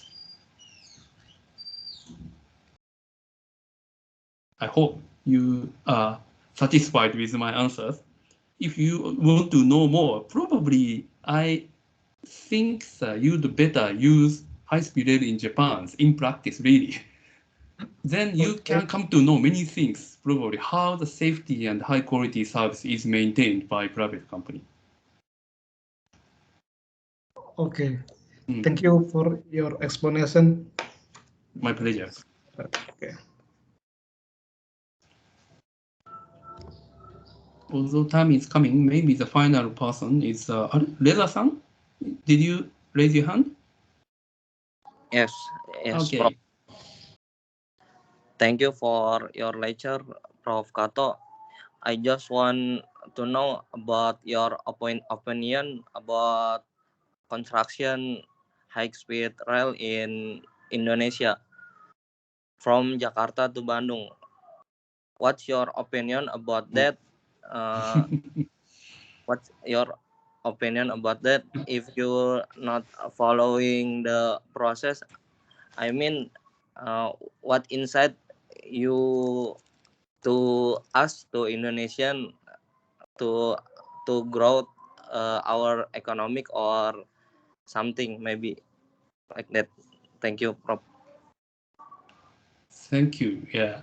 Honestly to say, I have no information about the high-speed rail plan in Indonesia well. Unfortunately, because the Japanese governments have not contributed to your case so much. So if the Japanese governments have some relationship or contribution to the construction projects, I may be involved in that project and I may discuss with you more in deeply, but unfortunately not. As far as I understand, Bandung city is also quite a big cities in Indonesia, maybe 3 million or 4 million people. So I expect quite a high demand from Bandung cities. Of course, Jakarta is really the largest mega cities. And also the distance between Bandung and Jakarta, how many kilometers? Roughly 200 or 300 kilometers away from No, it's Jakarta? just like 150 kilometer, Oh, 160. really? Okay.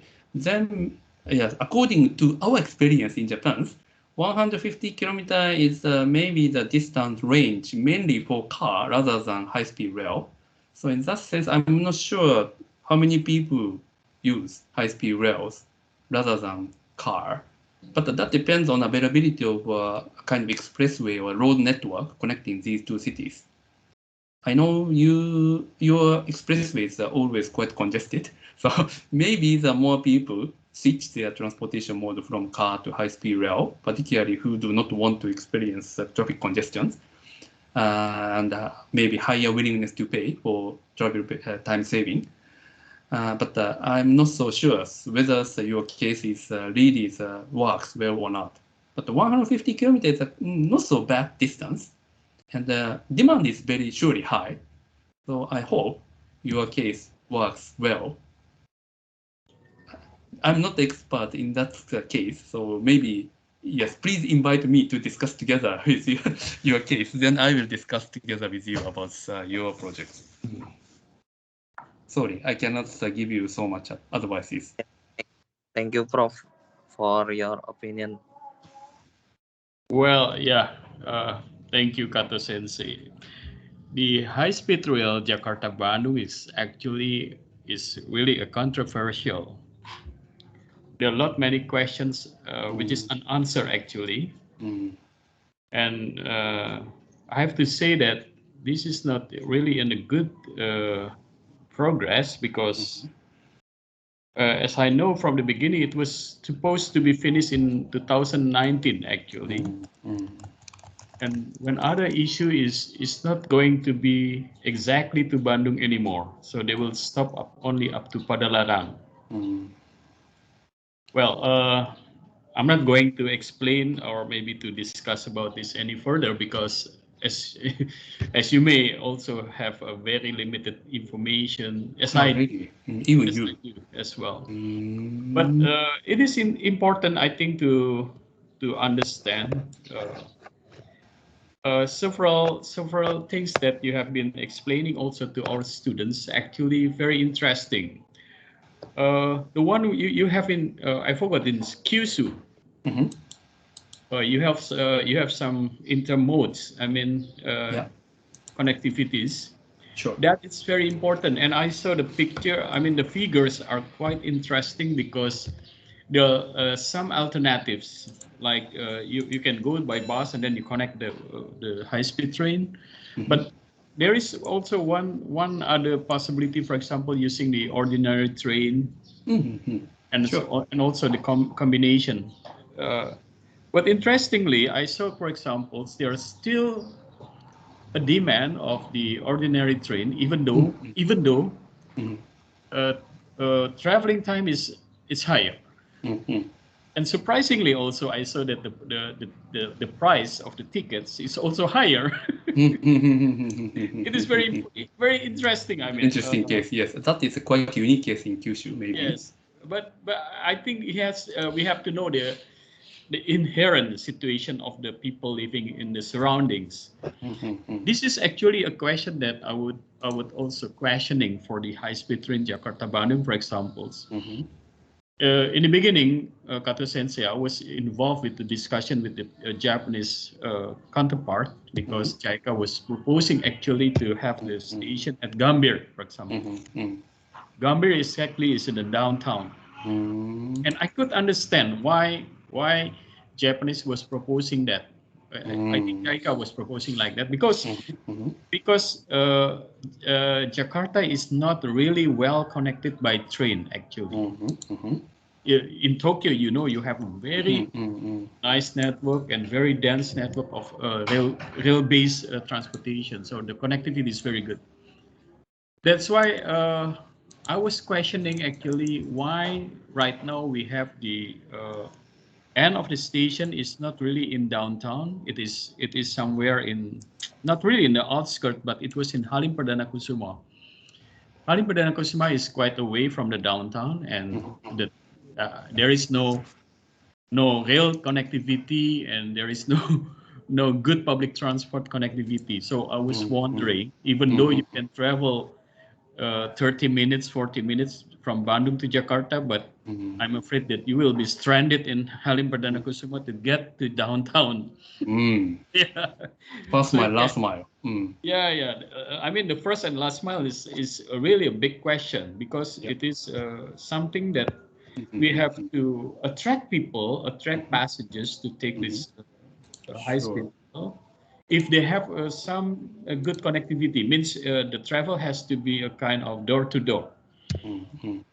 So I'm afraid that the demand wouldn't be that good if up to this moment we don't have a published plan. I think what would be the connectivity from Halim to the downtown. So you can imagine. Yes, first mile, last mile issues is quite interesting, even for high-speed rail. Sometimes we discuss it in air transportations, but high-speed rail access.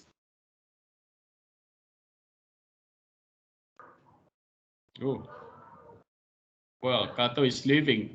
I have a bad connection.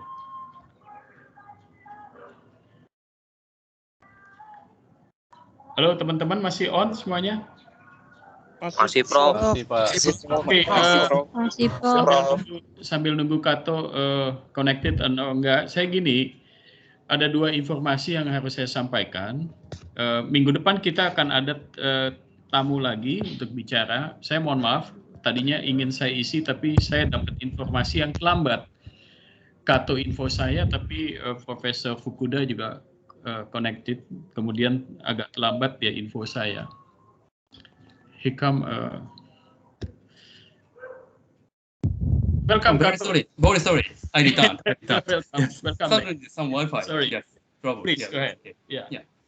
So first mile, last mile is a very important issue for high-speed rail stations as well. And yes, as you know, in many cities in Japan, conventional rail is also quite nicely developed, and that works very well. That is one of the reasons why our high-speed rail system works quite well. And that point has been, also studied by our team. So I can share several papers if you're interested in about such topics. maybe I have to advise the government. They have to have the connectivity, otherwise we will lose the patronage. Yeah, exactly. Kato-san, one other question. Yes. This is the question I always wanted to know from the Japanese counterpart. Yes. That you said that all these operators, the high-speed rail operators, are private sectors, right? Yeah. But on the other hand, I think the track is being built by government, isn't it? Yes. So it means that all those private sectors are paying the track charges, or yes, how the way you charge this private?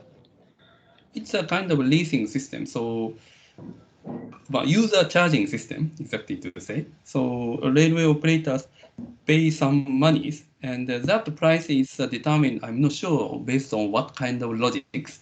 But basically, it's infrastructure investors, investment organizations. That organization is semi-public organizations or public agency. Yes. And that has some financial plans to repay the cost. So based on that financial plans, they levy some charge to the users, and operator should pay some charge to use that infrastructures. Such a kind of system is used. Okay, so just like toll roads, yeah? Yeah, similar to the toll roads, as far as I understand. Yeah. So it's very good, because in our country, track is not being charged yet to the operators because both are governments. Yeah, I mean, I see. the operators are government, but also the track is owned by government. So I see. No, I mean, in business-wise, I think it's good. I mean, to provide more operators so they can compete in services, Kato. Sure. Right? Sure. Right. The better the service, the more competitive. So you just pay the charge, the track charges. Yeah. Okay. Fellows, you have some more question for Professor Kato? You have to spend this is very precious time because Kato is very busy. And I was so lucky to invite him, and he is available. Yeah, I'm also very pleased, yes, to be invited. That is very interesting lectures. Thank you so much, Kato Sensei. You have been so cooperating so far. I wish you will be supporting us in the coming years as well. Yeah, I do want to visit Jakarta again in the near future. Yeah. Just what like is the the situation over COVID-19? Yeah, just like the other time. Actually, October, I was invited by IRA to come to Nagoya, but I don't know whether I can make it or not. But okay, yeah. If you would come to Tokyo or Japan, so yes, please tell me. I will try to have some chance to meet together in Tokyo. Sure. I miss Todai, Hongo. Yes. We are waiting you. I'll come to visit you anyway. Oke, teman-teman masih ada yang mau bertanya ke Profesor Kato? Mau Pak, saya Pak. Oke, ya silakan. Okay, Another one question, Kato Sensei. Yes. Okay. Good afternoon, Prof. Tanto, konnichiwa, or konbawa, Prof. Kato. Okay. My name is Dharma. I'm student from Master Urban Planning. Okay. I was wondering because in Indonesia there are several levels of policy. The macro level, national development plan, the meso level, provincial development plan, and the micro level, city development plan. Okay, so for this kind of transportation policy, it's a cross administration area, of course. Yeah, it should be set into the national strategic infrastructure. So, is in the Japanese government, is it like that in Japan, or in Japan is the cross administration system is already integrated automatically, because in Indonesia is so many political will in each administrative area. How is it this kind some maybe one of the issue in the Japan's, or is it is this is the issue one of issue how the Japanese government manage something like that? Thank you. Okay, thank you very much. it's quite difficult to answer in short. And yes, administrative system and Japanese central government versus local governments, that is always quite a big issue in many countries. And particularly in your case, I know yes, you are quite a decentralized system, so it has some troubles about the consensus buildings. In Japan, it's quite centralized. Therefore, the central government may have a quite a strong power to make decisions about investments and also the budget. But at the same time, the local governments also sometimes do not follow the government's strategies. So there are possibly some conflicts between them, of course, and how to get the consensus is sometimes a very big topic. But basically, budget is controlled by central governments in Japanese case. So many local governments are following the policies of central governments. Of course, local issue is decided by local governments, and central governments may not get good reputations from the local peoples in some cases, but that depends. Quite similar to your case, of course. But in general, I could say that the central government has quite a strong power compared with your governments, probably. Yeah, I wish it answered the question. Well, Kato Sensei, Indonesia is following the decentralization system of governmental. Yeah. And I believe, on the other way, that the transportation system should not be central. This should not be decentralized. It has to be centralized because it has no geographical boundary. Yeah, I cannot imagine if any province, any prefecture, for example, they have their own regulation for transportation. I cannot imagine.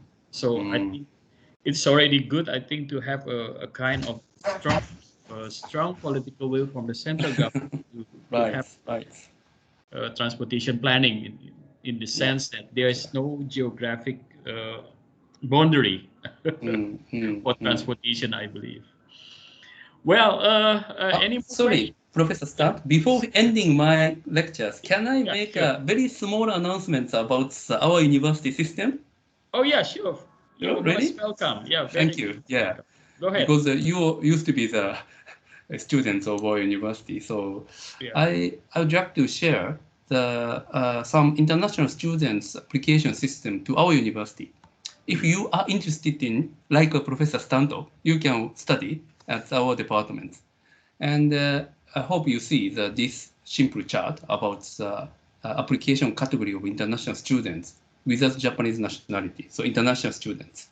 And there are several types of some courses, the way to apply. And for example, Professor Stanto's case, you got the next scholarship. I think so. I got the Mobusho, yeah. Mobusho, okay. Then there are two types of Mobusho scholarship. One is the university recommendation, and the second one is the embassy recommendations.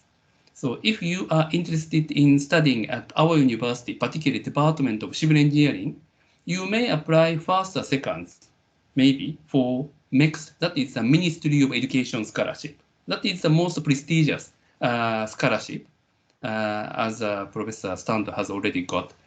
And as for the university recommendations, application should be made directly to the universities.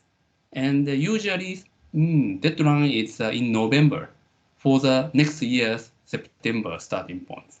And for the embassies, I'm sorry, I do not know well about the Indonesian case. You may check maybe the information about applications in the Embassy of Japan in Indonesia. And we have also other external scholarship available for mainly from the donations of private companies or the ADB as well. Asian Development Bank has quite a big scholarship for international students. So if you are interested in studying, you may get some scholarship from this scholarship program. Most of you are staying in Indonesia, so you see the options, three. So if you do want to know more about these applications, you may go to our department website. Probably, yeah, this one. Maybe this is maybe link. Because I cannot share the text through the chat box, so I cannot give you information today. But if you are interested in, please contact me by email. Right. Okay, that's all from me. Thank you very much. There's I no hope show the me the second content Professor Sita. Stanto or the third Professor Stanto. From your excellence, yes, I know that there are many excellent students in University of Indonesia, so I really do hope. Yeah, I hope I could send some students there. Yeah. I don't know, maybe pursuing PhD or any other. Sure, yes. Right. Okay, thank you, Kato Sensei, for your You're welcome. nice explanation. Okay, I think this is the time that we have to end up this class. Can we have make some group photo together? Yeah, sure. Is it possible? I do not know how to do that, but if possible, I'd like to. Yola will do that. Excellent. Everybody keep in the class. Semuanya nanti tetap di kelas ya kalau Kato sudah tinggal ya. Saya mau ada pengumuman. Oke. Alright. Let me take the photo. Okay, 1, 2, 3. Okay. One more time. Yes. Alright. Thank you. I will send the picture to you. Okay, thank you very much. Can I post these photos onto the Facebook of our lab? Yeah, sure. Okay, thank you. Thank you, Kato. I really appreciate your time, and I wish I can still have you in some other occasion. I mean, in the next lecture. Yeah.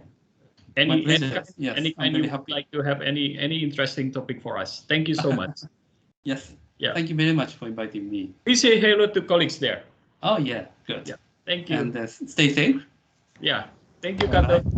Bye bye. Mr. Kato. Thank you. Mr. Kato. Thank you, Mr. Bye bye. Good evening. Arigato. Gozaimasu. Oke, jadi gini, tadi saya lanjutkan. Jadi minggu depan kita akan ketemu lagi dengan Profesor Fukuda. Waktu dan ininya sama ya, harinya ya, Selasa jam 4 sore. Beliau akan juga bicara mengenai topik yang menarik juga. Sehingga mungkin saya harus tutup kelas saya pikir lebih baik kita ikut di kelas Fukuda. Itu pengumuman yang pertama, tanggal 22 Maret, jamnya jam 4 sore, sama seperti ini ya. Yang kedua begini, saya mendapat info kita akan melakukan UTS itu sebetulnya secara luring ya. Jadi kita akan ketemu di kelas kali ya, face to face seperti itu. Saya nggak tahu nanti protokolnya apa, saya belum tahu apakah nanti ada swab atau apa, saya nggak tahu. Tapi anyway sampai saat ini saya tahu seperti itu. Mungkin sudah diumumkan mungkin tanggal 29 dan kita akan ketemu di jam yang berbeda dengan kelompok yang ada di reguler dan yang Kemenhub. Saya kurang tahu yang mana yang jam 10 sampai jam 12 dan yang lain lagi adalah jam mungkin jam 1 sampai jam 3. Yang terpenting begini, karena saya melihat kita ini punya kelas yang cukup besar dan saya terpikir untuk tidak melakukan UTS itu dengan soal ujian. Saya ingin membentuk grup sebetulnya. Ketua kelasnya tolong jawab saya. Kalau untuk Kemenhub ada berapa ya mahasiswanya? Izin 20, Prof. 20 ya? Siap. Kalau gitu berarti yang reguler di kami ada 28 ya, sekitar 28 ya kalau nggak salah. Jadi gini, saya membayangkan setiap grup itu barangkali akan presentasi dan memakan waktu barangkali paling lama 30 menit. 30 menit kalau saya punya 4 grup aja berarti saya udah habis sekitar 2 jam.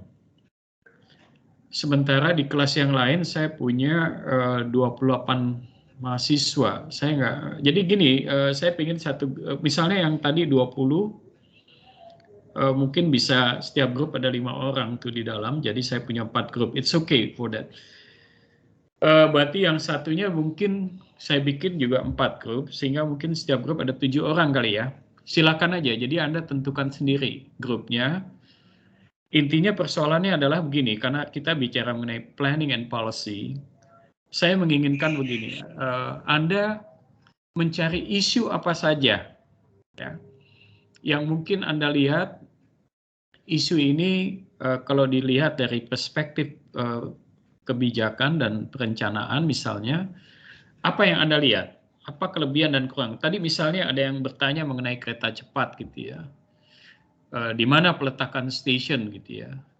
Apakah di pinggir kota, apa di tengah kota gitu ya. Ini suatu hal yang mungkin perlu di-challenge gitu ya. Kenapa mungkin pemerintah kita tidak membangun misalnya tadi yang saya sebutkan di Gambir, kita tahu di situ downtown. Sementara di Halim kita tahu walaupun bukan downtown tapi juga bukan outskirt ya, bukan pinggiran kota sekali, tapi yang terpenting adalah connectivity-nya seperti apa misalnya ya. Ini hal-hal yang mungkin bisa di-challenge, jadi Anda silakan mungkin mencari topik sendiri, setiap grup silakan mencari topik sendiri dan Anda tinjau ya, Anda challenge ya topik tadi dengan pertanyaan-pertanyaan kebijakan Anda dan juga perencanaannya seperti apa ya. Kira-kira Anda punya barangkali pandangan yang berbeda atau mungkin resolusi bahkan ya. Anda bisa menawarkan resolusi di situ. Jadi silakan ya. Mudah-mudahan saya bisa menyelesaikan diskusinya ya. Untuk setiap grup adalah 30 menit ya. Jadi saya ingin Anda cukup aktif. Ini semua temannya jangan jadi free rider dalam grup, semuanya harus ikut kerja gitu ya. Ya, saya ingin juga Anda presentasi dan cukup aktif ya. Mungkin yang lain saya challenge untuk bertanya dan diskusi. Oke, ada pertanyaan sampai di sini? Izin tanya. Mau tanya? Iya. Ya. Silakan. Dan Bang, nggak apa-apa. Enggak, saya pertanyaannya ini Prof, mengenai topik yang itu tadi berkaitan itu, apakah kita apa bahan yang katakanlah kita mencari tadi topik, terus kita mencari pembahasannya, terus apa lagi Prof supaya apa? Yang selengkapnya apa aja kira-kira gitu? Saya ambil contoh, misalnya tadi kereta cepat ya Jakarta Bandung. Anda juga bisa lihat misalnya Transjakarta gitu. Anda lihat apa yang terjadi di situ ya. Apakah perencanaan seperti itu atau bahkan kebijakan menerapkan BRT atau Bus Rapid Transit atau Transjakarta itu buat Anda udah cukup baik. Kalau kurang baik, apa yang kurang baik? Ya, kira-kira Anda punya usulan seperti apa? Ya. Ya. Apakah Anda melihatnya misalnya itu kebijakan yang sudah tepat ya dan artinya juga akhirnya memang betul-betul bermanfaat buat masyarakat gitu loh. Jadi Anda bisa gali berbagai macam topik lah ya. Anda bisa melihat berbagai macam hal ya. Dan Anda bisa melihat dari sudut pandang yang juga berbeda-beda. Sehingga saya punya 8 grup nih ya, 8 grup yang mudah-mudahan tidak overlapping satu dengan yang lain. Jadi silahkan aja Anda melihat ya. Ya, saya ingin Anda betul-betul selama ini memahami kebijakan tuh mestinya seperti apa sih, dilihat dari aspek apa saja gitu ya. Ya. Dan saya nggak harus terbatas juga dengan urusan yang terkait dengan angkutan penumpang misalnya ya, transportasi manusia, tapi mungkin transportasi barang dan lain sebagainya. Ya, ya Anda juga pernah menyinggung misalnya masalah odol misalnya ya, over dimension overloading ya. Kira-kira Anda melihatnya gimana gitu? Anda lihat perspektif government meletakkan kebijakannya seperti apa? Apakah kebijakan itu tanpa cacat misalnya? Ya, pasti kan plus minus. Ya. So you challenge that kind of policy and you try not only to ask but also to answer. Yeah, you have to be able, I think, to give some sort of ideas, some direction, or maybe some other solution. Kira-kira seperti itu.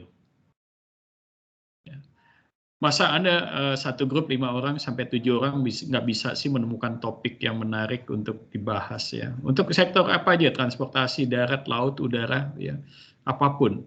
Ya. Tolong Anda bisa melihatnya. Seperti saya katakan ya, saya juga dalam proses nih sebetulnya, misalnya melihat bagaimana kita akan ada G20 ya. Indonesia akan menjadi presidensi daripada G20 di Bali nanti. Ya.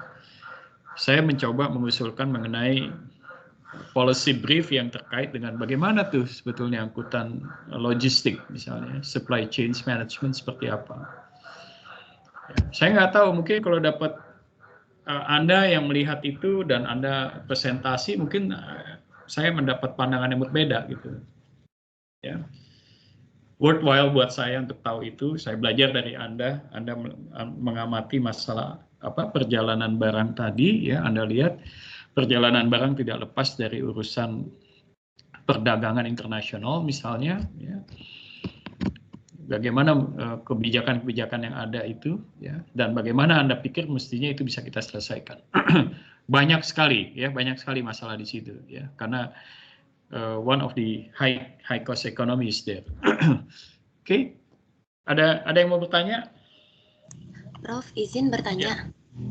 Yang pertama terkait kelompok, boleh nggak Prof kalau misalnya PWK dengan PWK. Jadi mungkin di PWK ada 2 kelompok, mungkin di abang-abang dan kakak sipil di Kemenhub juga beda kelompok gitu sama kita. Jadi kita bagi secara jurusan, atau Prof ingin kita mencampur dengan sipil. Itu yang pertama.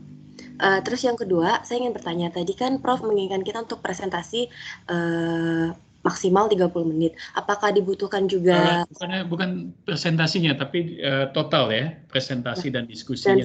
30 menit. Untuk hal itu, apakah dibutuhkan untuk mengumpulkan paper, bukan hanya slide presentasi, atau bagaimana, Prof?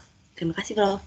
Ya, terima kasih. Jadi saya tentunya meminta Anda membuat paper, ya, dan juga presentasi daripada paper itu, karena tidak mungkin saya menilai Anda pada saat presentasi saja. Ya, saya ingin lihat quality of papernya ya, penulisan. Dan ini yang saya harapkan dalam satu grup ini nggak ada free riders gitu ya, semuanya ikut bekerja lah ya. Soal bahwa PWK dengan PWK, sipil dengan sipil, saya tidak membatasi itu, silakan saja ya. Mungkin kalau Anda lebih nyaman dengan teman-teman sendiri di dalam satu grupnya, PWK ya, it's okay. It's okay, no problem. Ada lagi pertanyaan? Prof, saya mau nanya, Prof. Izin, ya. Ini buat UTS ya, Prof ya? UTS. Baik, Prof. Terima kasih, Prof. Oke. Saya kira cukup ya. Mohon minggu depan kalau Profesor Fukuda diskusi dengan Anda challenge dia dengan pertanyaan-pertanyaan yang cukup banyak ya. Supaya live gitu ya. Saya nggak ingin kita kelihatan pasif gitu. Yeah, anybody wants to join Tokyo University as what Professor Kato has delivered to you? They invite you actually. Ya. Beberapa kali saya dulu juga diminta oleh profesor di sana, why don't you send your students? But the best student. Ini yang saya tidak keberatan memberi rekomendasi, tapi saya tidak ingin mengirim student yang salah, ya. Karena itu reputasi saya. Apa yang mereka katakan, once you give me a good student, I will accept your student. But once you make a mistake, then I will never accept student from you anymore. So you can imagine ya. Jadi saya berharap Anda mungkin willing to go through, willing to pursue your study for your PhD or whatever. Welcome. Ya. I'm not saying that I have a good reputation but they know me. They know me very well, so they believe in my recommendation. Yeah. Okay. There's just another bonus that Professor Kato was willing to see. Okay.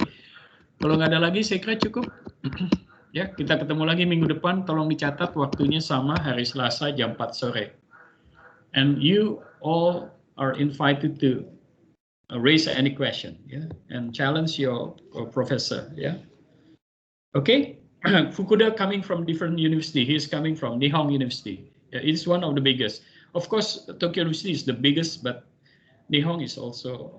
I'm not sure. Nihon, I think, is a private school. I don't know. Tokyo University is a state university ya. Oke, kalau nggak ada lagi saya kira cukup kita tutup. Atau Yola mau menambahkan saya? Ada pengumuman atau apa yang mau disampaikan Yola? Sepertinya sudah, Prof. Saya cuma mau reminder, barangkali mungkin teman-teman untuk bisa lebih aktif juga untuk di Teams gitu, karena semua update akan ada di Teams. Tetapi tadi saya sudah minta juga nomor kontak ketua kelas dari 3 kelas, PWK, reguler, dan perhubungan juga. Jadi nanti mohon jika memang ada pertanyaan bisa ditanyakan melalui ketua kelas dan bisa ditanyakan langsung ke saya gitu secara aktif ya. Oke. Ya, baik Prof. Ya, terima kasih Yola. Oke, saya kira cukup jelas ya. Mungkin gak usah nunggu Yola lagi ngumumin karena saya hari ini udah bicara, udah kasih tahu. Jadi Anda you jot ya, kamu bikin catatan di kalender kamu. Oke, sampai ketemu minggu depan. Terima kasih. See you. Terima kasih, Prof. Terima kasih, Prof. Terima kasih, Prof.